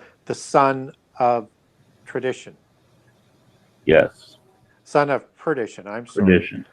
And that all connects back to the Greek words in that series of Greek words that is connected to Apollyon, the destroyer. And so when we talk about Nephilim bloodlines, I wonder whether or not this Antichrist is going to have bloodlines that go back to Azazel, the destroyer. Yeah, I find that fascinating. I believe it's probably so too. Yeah. Well, and then when we look at other parts in Revelations, you have Antichrist, who is the beast, which is a venomous serpent-type creature. As you take that back to Greek, which again has this relationship back to watchers and seraphim angels, and you have him described as the one who once was, now is not, but who will be again and comes up out of the abyss. Yes. And goes back to perdition. And so it is Azazel in this case, who I think is Abaddon and Apollyon, who comes up out of the abyss. Now what's interesting is Antichrist receives a wound in a fatal head wound in Revelation 13, and it's noted twice, just as they make an image to the beast who had received a mortal head wound but lived. So he fakes in a counterfeit resurrection. I think he's avatared by the one who comes up out of the abyss, which is Azazel. That's a fascinating thought too. I've often wondered too, and I'd like your opinion on this, if you don't mind, Gary. there's a portion, I believe it's Revelation chapter 16, where it talks about the beast and pardon me, the beast, the false prophet, and the dragon. And they're standing together, and three spirits like frogs come out of their mouth, unclean spirits. And they draw all the kings of the world and all the armies of the world to Armageddon. Now, of course, we would associate the beast with the Antichrist. The false prophet is the false prophet, of course. And then the dragon, we would associate with Satan. At least I do. Now, do you think that Satan may be literally standing on the earth in that day with these two personages? Yes, I do, because in Revelation 12, we see that he loses the war in heaven. He's Yes. cast down to the earth, and he's going to first persecute the people in Judea fleeing, and then he's going to persecute all those who follow and believe in Jesus, and he'll also persecute Israel, who is just about to go on second Exodus. And this happens as the timing goes, with about 3.5 years left in the last 7 years. So because God's going to protect Judah fleeing to the wilderness for that period of time. So this happens probably shortly after the midpoint, and the protection may go even a bit beyond Armageddon, but they're going to be protected. And then you're going to have, second Exodus going on with awaken Israel and Judah around the world going there to meet up with them and also be protected.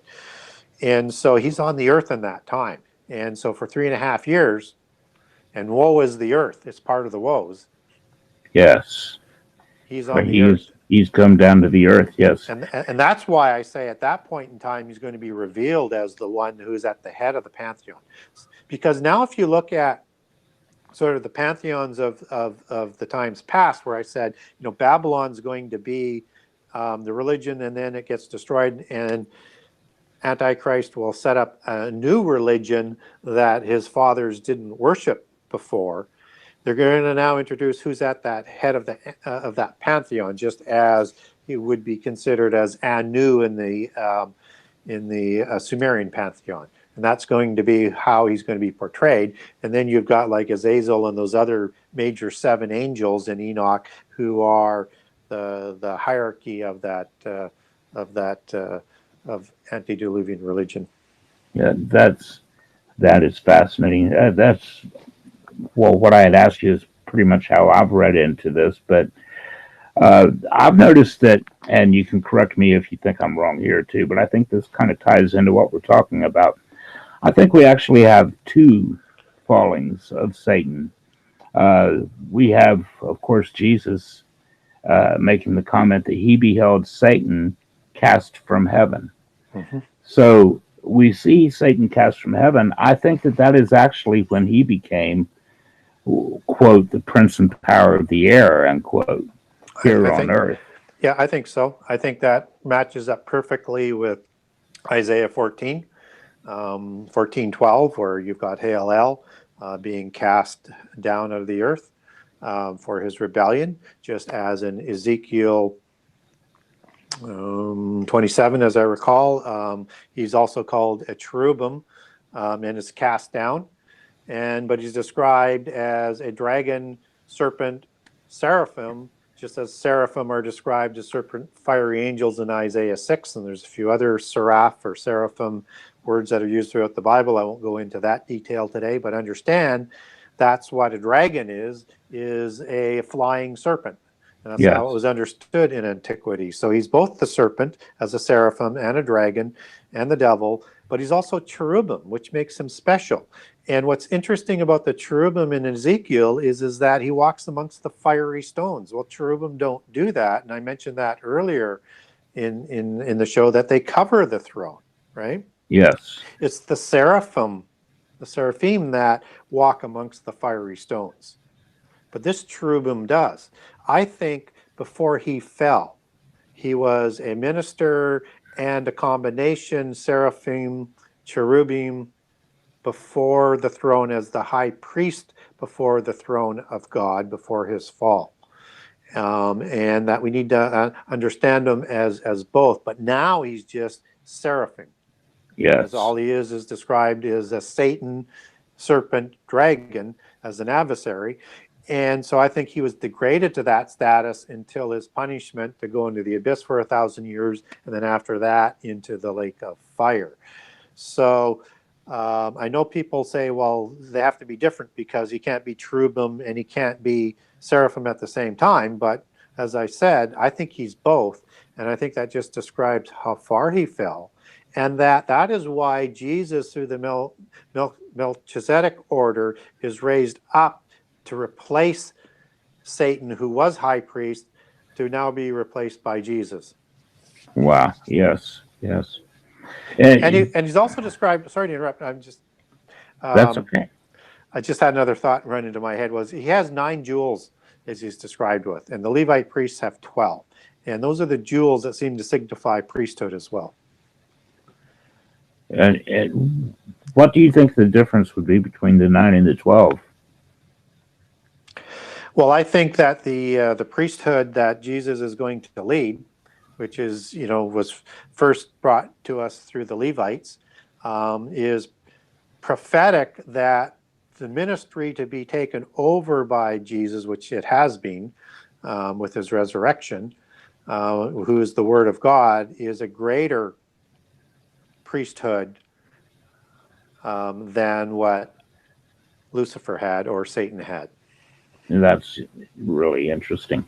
Yeah, I've often wondered if at the end time, when Satan is cast to the earth, literally cast to the earth, if it's going to possibly be because we read about a lot of angelic activity that's taking place around the world, and signs, receiving signs, and etc. in the heavens.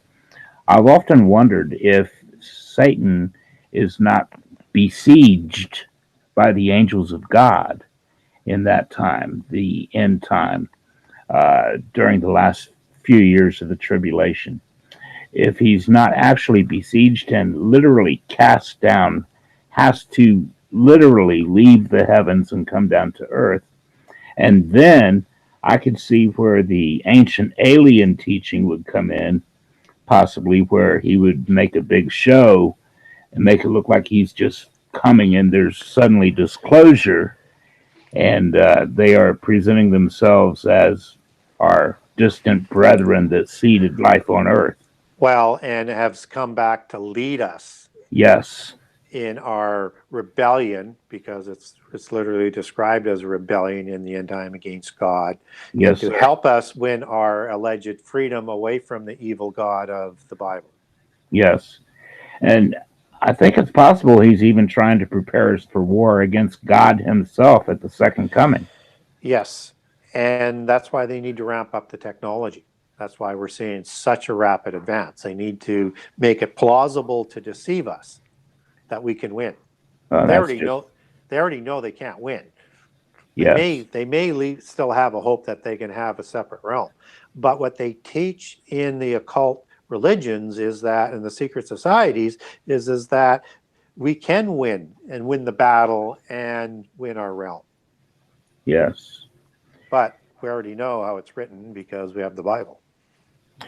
Yeah, and it could be, too, an ultimate move to say, you know how a jilted lover can be. Well, if I can't have you, nobody can. So this may be a sort of a thing with the bitterness of Satan saying, you know, if we can't be saved, if you can't have us, then you're just not going to have any human beings left.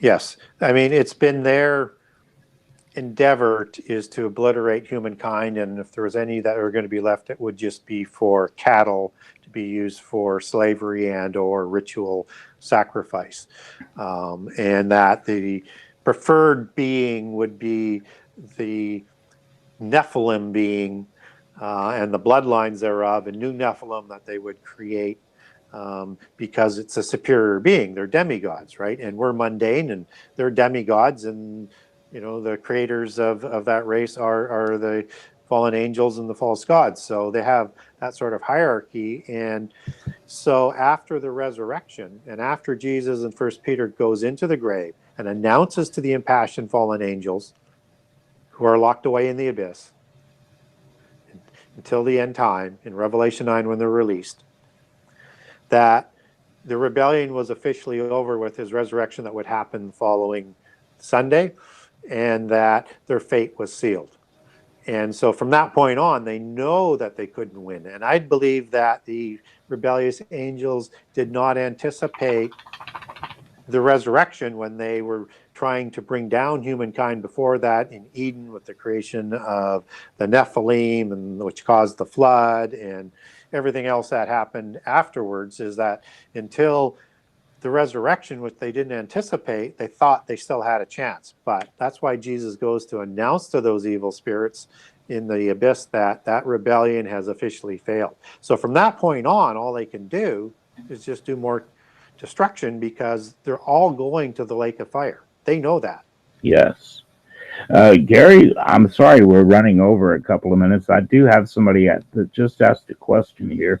Mm-hmm. They're asking if there's, it looks like they're asking if there's some sort of a symbolic likeness here between Satan being cast to earth in a flash of light and the light of the burning bush that Moses saw. I think they're asking, is there some sort of a symbolic likeness here that Satan is trying to present? Well, all angels have this shining opalescent quality of it. So you get descriptions of angels and they are shining bright beings. So I would expect that Satan probably still has some of that aspect, even though that might have been degraded somewhat. So, but again, they use that in terms of, instead of just as the beauty that was granted to them by God to be able to do that, to try and emulate who God is, and are trying to deceive people with that. So I think in the end time, where I think the question is going is I do believe that will be used as, this is what the burning bush really looks like, right? Mm-hmm. To deceive people in the end time. So I do believe that that's part of that connection. And the light and the fire and the burning, fiery seraphim angel. So yeah, one presumes they may have that burning quality about them because they worked amongst the fiery stones, and that could be part of their makeup. Just as they were created from the smokeless fire in other accounts from around the world. Whether that's true, we don't know, but it's the word fire that is important there. And what I think is sort of also important to understand about that is that light is considered knowledge in the secret societies and Gnosticism. And also it goes with the imagery that Satan masquerades as an angel of light or disguises himself as an angel of light, depending on which translation you like to read. And his ministers do the same as well. So that whole light, fiery allegory is going to be used to its fullest extent to lead people astray in the end time. And that is the ultimate goal of Satan, isn't it? It certainly is. Lead us astray. I think that's why it's so important that it seems to me that the church has lost something very important, and that is esteeming God, esteeming the Word of God as our ultimate source of knowledge above everything, and how important it is. I know that we're all brought up in different denominations. Sometimes when we come to God, we don't know anything at all about God or His Word. And so I don't think God holds us accountable with what we come to Him, with the baggage that we bring when we come to Him in our errant beliefs. But I do believe that it's on us to esteem God and esteem His Word and to try to be unified in the things that we believe. Yes. And so, I think that if we were only as a church esteem God, these are the ones that are going to stand the better chance in not being deceived in that day and age. Yeah, and what is going to be very painful to watch as things unfold is how Christians turn against Christians. Yes. Because so many of us don't know the Bible and have bought into the propaganda of the world and the propaganda taught in churches today. And I'm not trying to demean all churches. They're just not preparing us that they're going to believe the lies Yeah. because they've not done their homework, and they're going to turn against us. That's. I agree, brother. I agree. That's going to be a very sad day, and sometimes we even see it today. I Uh, agree. Christians so much cannot have a. I mean, it's. I find it disturbing, on social media, that as a Christian you can't have a respectful discussion. You can agree to disagree, but that's not the choice a lot of Christians do, which is not Christian. And we're told not to argue and be nasty and disrespectful to each other. We can be disrespectful in our arguments. We may, as long as we're basing everything on the Bible, then it's okay. yeah. Yeah. We should be able to come together, and if we all just do our very best to believe what's written and conform what we believe to what's written, God Himself will move us in the direction He wants us to go. I believe that with all my heart. And we may agree on 99% of everything and disagree over one little point or two, but one thing for sure, if we agree to disagree and we're both sincere, God is eventually going to bring us to some sort of an agreement, I believe, in time. I just believe that happens. Of course, we don't have time in this lifetime to come to agreement in every tiny little point. But the majority of things, I do believe that if we're sincere and we love one another the way we are supposed to love one another and we esteem one another, then I believe that a lot of these petty little arguments just have to disappear. We don't have no room for them. Mm-hmm. So, Well, and many of them aren't constitutive on your faith, yes, and that's abs- that's that's the main thing. I do take some firmer stands on things, but I always can appreciate somebody else's argument and can leave it by saying well, we just agree to disagree. right. Um, at some point in time is when you're putting up, because I tend to back up my positions, is and they're not really putting up things to present their positions. They're just trying to attack your positions, and you keep putting up more to back it up.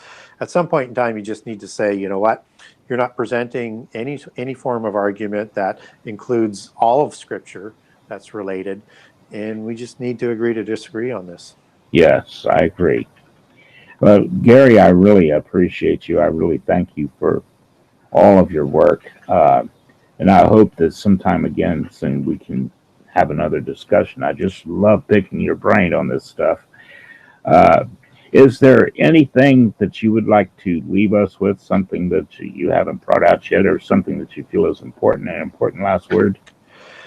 No, just that if anybody is in the Dallas area or wanting to come, and see me speak, I am performing in Dallas from November 9th to 11th at the Dallas Fort Worth Hilton Lakes Conference Hall with the Caravan to Midnight conference, and I'll be presenting on a week this Friday and Saturday, and I'll be there to be around at the show and at the events. So if people want to ask me questions, please come. So just wanted to make people aware of that. So hopefully people liked what I had to say today, and the more I can get people to understand what Halloween is based on, it starts to connect a lot more dots in what's going on in the world, what's coming Amen. in the end time, and in prehistory. I just think Halloween is just one of those holidays, not holidays, but days that is celebrated in our world that is just loaded with information we need to understand but we should be very careful how we participate. And I would like to recommend to everybody, if you purchase his book, The Genesis 6 Conspiracy, you're going to find a mountain of information that's just going to take, it's going to take a while to process it all. There's just so much information there. It's very much worth your time. And I'd like to also encourage you to write to Brother Gary. You'll find his information in the description here. Let him know what you think. Let him know you appreciate him, and let him know you appreciate his work. And he's one of the most generous people I've ever known when it comes to his work. He has tons of information that he will just email to you. So please, by all means, support this brother and support his work. If you're in the Dallas area in November, drop by and see him. I guarantee you, it'll probably be the most fascinating points of the programs there. So, brother, would you do this again with us sometime? Absolutely. Absolutely, I will. Just a matter of setting it up for the schedule. Maybe in December we can come back and set something up. Well, I appreciate that, and I'll holler at you. I'll holler at you on the email and on Facebook again, Sure. brother. And thank you so much, Gary. Yep. I'm going to let you give the last word here. Yeah. So contact me anytime with questions. If I have a document on some information that you want, I will send it to you. Like I have one for Remembrance Day that connects the poppies and the polytheism that's in there. If you want that, just get a hold of me through Genesis6conspiracy.com. That's Genesis 6, the number 6conspiracy.com. On there, there's an email that you can get a hold of me, or you can look me up on Facebook under Gary Wayne, or in my Gary Wayne Genesis 6 Conspiracy group, or follow me on Twitter at Gary Wayne63. If you ask me a question anywhere there, I will get back to you. And if you need some information on it, if I've got it, I will send it to you. Well, thank you very much, Gary, and God bless everybody. Thank you very much for watching and listening. Leave us some comments. Give Gary some love. Let him know you appreciate him. And thank you, everybody. This is Eric, and this is Gary. God bless you all. We are out.